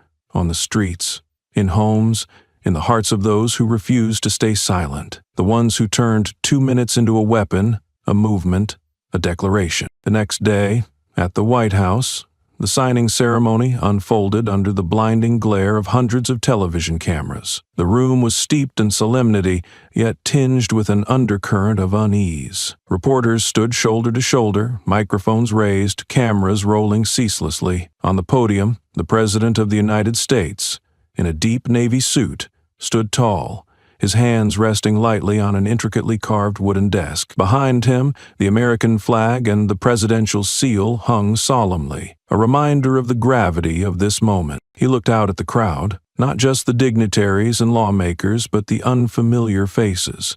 Ordinary citizens invited as witnesses. Among them was a mother who had lost her son in a senseless traffic stop, her eyes still red-rimmed 2 years later. A young man, his hands still bandaged from being cuffed too tightly during a protest. A girl, barely 18, who had recorded the first video that sparked the movement, now standing quietly in the corner, her phone still clutched tightly in her hand. The president took a deep breath, his voice low but sharp as a blade. "We cannot change the past. The wounds of yesterday will never fully heal. But starting today, we can do better. And I promise you, we will do better." His words were brief, unadorned, but each one carried the weight of history. The room fell silent, yet the air crackled with electricity. Some wept, some clasped hands tightly, others simply stood, eyes forward, as if glimpsing a future they had never dared to dream of. Outside the White House, on the streets of Washington, D.C., crowds had gathered since dawn. This was not an angry protest, not a mob with blood-stained signs or accusatory slogans. They stood shoulder to shoulder, raising simple signs with a single message: 2 minutes is all it takes. Their chant rose, not as the scream of rage, but as a song of triumph, a reminder that truth, however small, needs only 2 minutes to change everything. Among the crowd, a girl, no older than 10, stood beside her mother, holding a sign she'd drawn with colored markers. The sign was imperfect, the letters uneven, but its message was clear: 2 minutes for justice. When a reporter paused to ask why she was there, she answered, her voice clear and unwavering, "Because I want to grow up in a place where no one has to be afraid." Her words, so few, were enough to silence the reporter, his pen freezing mid-air. Complete the exit. Across America, from sprawling cities to sleepy towns, news of the loss spread like wildfire. In Los Angeles, drivers pulled over to honk their horns in celebration. In Chicago, students gathered on campus, raising their phones to record new videos with the hashtag 2 minutes. In a small Kansas town, an aging police officer, his hair silvered, stood outside the station, staring at the new camera pinned to his uniform. "Maybe it's time," he muttered to himself. He didn't smile, but there was something like relief in his eyes. This law was more than a set of rules. It was a promise that from now on, every encounter between humanity and power would be seen, heard, recorded. 2 minutes. 2 minutes for the truth to speak. 2 minutes to ensure a life is not forgotten.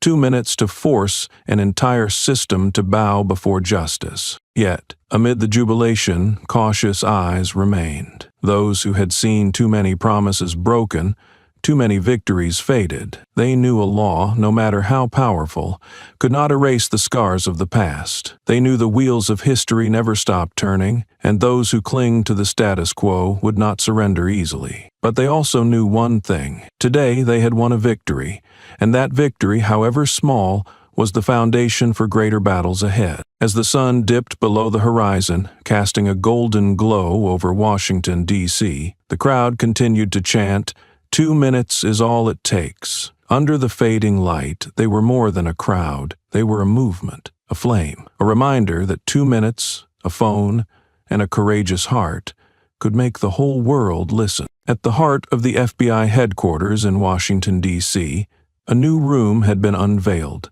A sanctum where history was etched into walls of gleaming glass. The air inside was heavy with reverence, the kind of stillness that demands respect without a single word.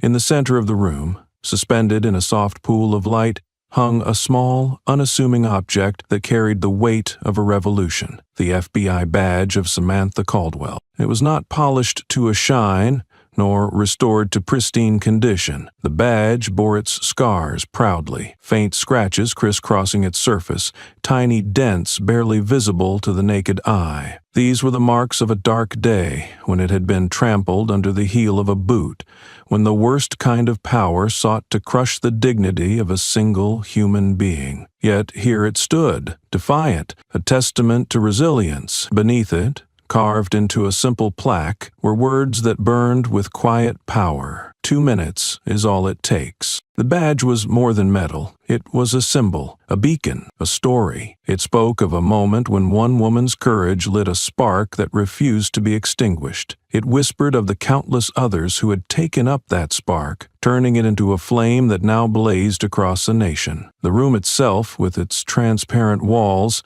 seemed designed to amplify this truth. There would be no more secrets, no more shadows. History, like the badge, would stand exposed, raw and Ewing. The honor corridor, once a quiet passage for bureaucrats and agents, had transformed. It was no longer just a hallway lined with plaques and portraits of stoic men in suits. Now it was a pilgrimage. School children, their backpacks slung over one shoulder, walked through in single file, their chatter falling silent as they approached the badge. Ordinary citizens, retirees, parents, workers came from across the country, drawn by a need to see it for themselves. Even those who had once been powerless spectators, watching the system grind on from the sidelines, now paused before the glass wall. No one told them to bow their heads. No one instructed them to stand at attention, but they did, each in their own way. A teenager traced the outline of the badge with her eyes, her lips moving soundlessly as if committing the moment to memory. An elderly man, his hands trembling, gave a slight nod, as if saluting a soldier who had fought a war he could only imagine. A woman whispered to her young son, pointing at the plaque, "See that? 2 minutes. That's all it takes to change the world." Their actions were unspoken tributes, born not from obligation but from the stirring of something deep within, a recognition that this badge, this moment, belonged to them all. Outside, the streets of Washington pulsed with life. The crowds had not dispersed since the signing of the 122nd Protocol Act. If anything, they had grown, spilling across sidewalks and parks, a sea of faces united by a shared purpose. But these were not the angry mobs of months past, with their blood-red signs and cries of vengeance. The placards they raised now were different, their messages stripped down to a single, unshakable truth. 2 minutes is all it takes. The chant rose and fell like a heartbeat, steady and unrelenting, echoing through the city's concrete canyons. It was not a scream, but a vow, a promise that the truth, once unleashed, could never be silenced again. Among the throng stood Samantha Caldwell, unadorned, unnoticed. No medals gleamed on her chest, no flags waved in her honor. She wore a simple blazer, her hands tucked into her pockets, her face half hidden by the brim of a cap. She did not hold a sign, did not join the chant. She was just another figure in the crowd, one of thousands, her presence as unremarkable as the countless others who had answered the call. But her eyes, sharp as steel, burning with a quiet intensity, betrayed the truth. She was the one who had struck the match, the one who had set the world ablaze. Samantha did not see herself as a leader, nor did she claim the title of hero. She had never sought the spotlight, never craved the applause, yet she could feel the weight of what she had done. That single act of defiance, captured in 2 minutes of grainy footage, had rippled outward, reshaping a nation. She stood at the edge of the crowd, watching the faces around her, young and old, weary and hopeful, united by a belief that had once seemed impossible. They were her legacy, though she would never say it aloud. The flame she had ignited was theirs now, and it burned brighter than she could have dreamed. She knew the road ahead would not be easy. The passage of the law was a victory, but victories are fragile. There were still those who clung to the old ways, shadowy forces that would claw at the wheels of progress, desperate to drag history backward. There would be days when the world forgot the lessons of today, when complacency crept in like a thief. Samantha had seen enough of power to know its tenacity, its refusal to yield without a fight. But she also knew something else, something that anchored her in this moment. Society had changed forever.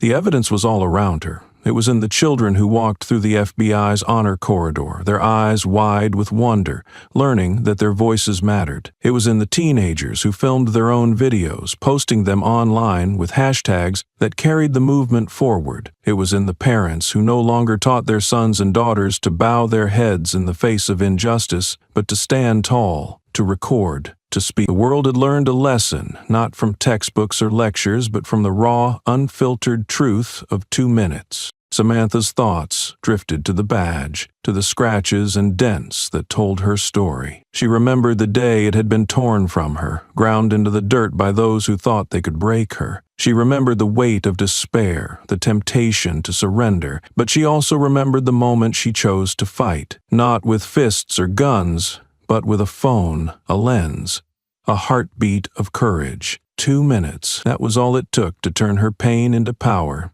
her silence into a roar that echoed across the globe. The crowd's chant grew louder, pulling her back to the present. 2 minutes is all it takes. The words wove through the air, carried by voices of every pitch and timbre. A young man, his dreadlocks swinging as he raised his sign, shouted the phrase with a grin. An older woman, her face lined with years of struggle, mouthed it like a prayer. A group of students, their backpacks slung low, linked arms and chanted in unison, their voices rising above the din. The sound was alive, electric, a force that seemed to shake the very pavement beneath their feet. Samantha's gaze drifted upward to the sky above the city. The sun hung low, painting the horizon in shades of amber and crimson.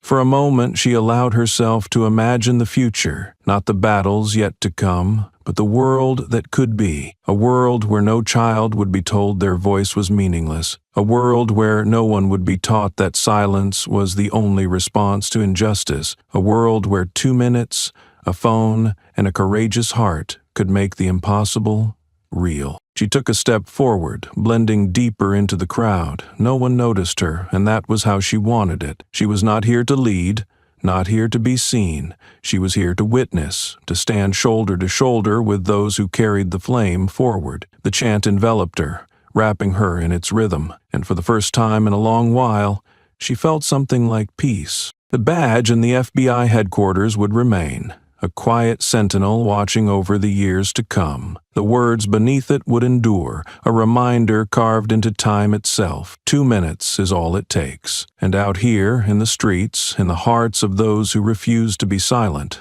the movement would live on. 2 minutes, a phone, a spark of courage, and the world would listen. In the heart of Samantha Caldwell's story lies a truth so raw, so undeniable, that it cuts through the noise of a world quick to judge, quick to dismiss, quick to forget. Her story is not just a tale of one woman's defiance on a lonely highway. It is a clarion call, a mirror held up to society, a challenge to every one of us. It reminds us, with unrelenting clarity, that the surface of a person is never the whole story. Beneath the assumptions, beneath the fleeting glances, lies a depth of strength, talent, and value that no prejudice can touch. And above all, it teaches us that justice, though it may falter, though it may be delayed, will always find a way to break through. Picture it, a deserted stretch of road under a blazing sun, the air thick with dust and tension. A lone woman, seemingly vulnerable, stands before a system that towers over her, a system that many believed was untouchable,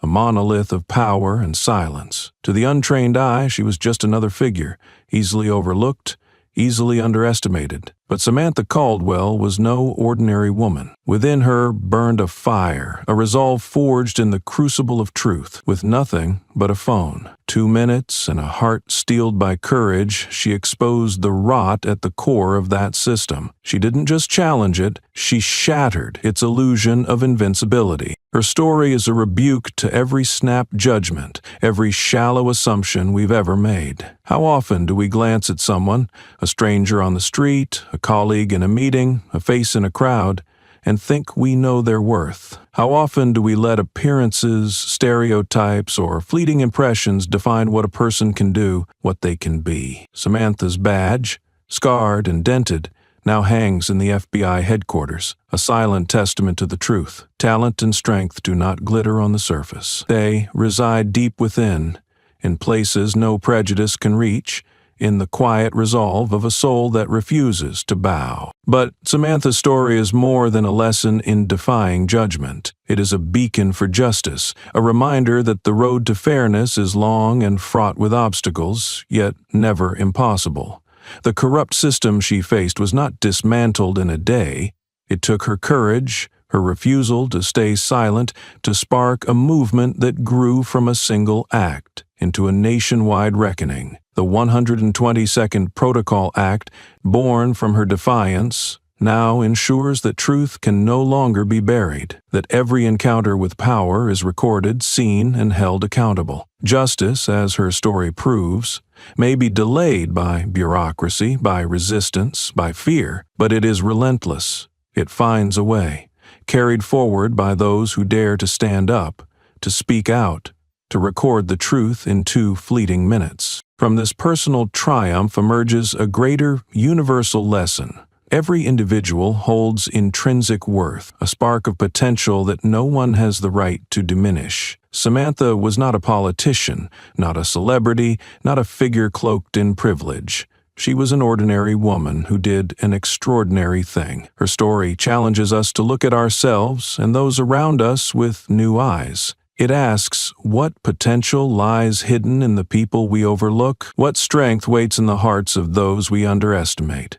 And, most importantly, what could we achieve if we refused to let prejudice, ours or others, define who we are or what we can do? This lesson is not abstract. It is personal, urgent, and deeply human. Think back to a moment in your own life. Have you ever been judged unfairly, sized up by someone who didn't truly know you? Perhaps it was a teacher who doubted your abilities, a boss who dismissed your ideas, or a stranger who made assumptions based on your appearance, your accent, your background. Maybe you felt the sting of being underestimated, your worth reduced to a glance, a stereotype, a single word. But then, did you prove them wrong? Did you, in your quiet way, show the world that you were far greater than they imagined? Samantha's story is a mirror for those moments, a reminder that you, too, carry a fire within. You, too, can rise above the judgments of others and carve your own path. Her story also speaks to the power of small acts. In a world that often feels overwhelming, where systems seem too vast, problems too entrenched, and change too distant, it's easy to believe that one person's actions don't matter. But Samantha proved otherwise. 2 minutes, a phone, a heartbeat of courage. That was all it took to ignite a movement that reshaped a nation. Her story is a call to action, a challenge to each of us to recognize the power we hold in our hands, in our voices, in our choices. You don't need to be a hero to make a difference. You don't need a platform, a title, or a spotlight. You need only the willingness to act, to stand firm, to say, "This is not right, and I will not stay silent." This message resonates far beyond the individual. It is a rallying cry for society itself. Samantha's movement, the chants of 2 minutes is all it takes, echoing through the streets, shows us what happens when people come together, when they refuse to let fear or apathy win. It reminds us that change is not the work of a single person, but of countless hands joining together, each adding their strength to the flame. The crowds that gathered, the children who walked through the FBI's honor corridor, the voices that carried the chant, they were all part of something bigger, a collective awakening that no force could extinguish. This is the social message at the heart of Samantha's story. We are stronger together, and when we stand united, no system, no matter how powerful, can silence us. But this story also carries a warning. The fight for justice, for equality, for a world free from prejudice is never truly over. There will always be those who resist change, who cling to old ways, who seek to dim the light of progress. Samantha knew this. She stood at the edge of the crowd, her eyes sharp with the knowledge that the road ahead would be fraught with challenges. Yet she also knew that something fundamental had shifted. Society had learned a lesson not from books or speeches, but from the raw power of truth captured in 2 minutes. And that lesson, that every voice matters, that every act of courage counts, would endure. So what does this mean for you? Let Samantha's story be a spark in your own life. The next time you face judgment, doubt, or dismissal, remember her badge, scarred but unbroken. Remember that your worth is not defined by what others see on the surface, but by the strength you carry within. The next time you witness injustice, whether in your community or across the world, remember that you hold power. A phone, a voice, 2 minutes to make a difference. And the next time you feel small in the face of a vast, uncaring system, remember that one woman on a deserted highway changed the course of history with a single act of defiance. If Samantha's story has stirred something in you, if it has made you reflect on your own experiences, your own potential, your own role in the fight for justice, don't let it end here. Share it. Tell others about the woman who refused to be silenced, about the movement that proved 2 minutes can change the world. Let her story inspire those around you to look beyond appearances, to challenge prejudice, to act with courage. Every conversation, every shared post, every moment of reflection is a ripple, spreading the message further, keeping the flame alive. And don't stop here. Seek out more stories like this. Stories of ordinary people doing extraordinary things. Stories that remind us of the power we all hold. Subscribe to channels, follow voices, and engage with communities that amplify these truths. Let them fuel your resolve to be part of the change, to stand up, to speak out, to record the truth when it matters most. Because Samantha's story is not just hers, it's ours. It's a reminder that we are all capable of igniting a spark, of carrying a flame.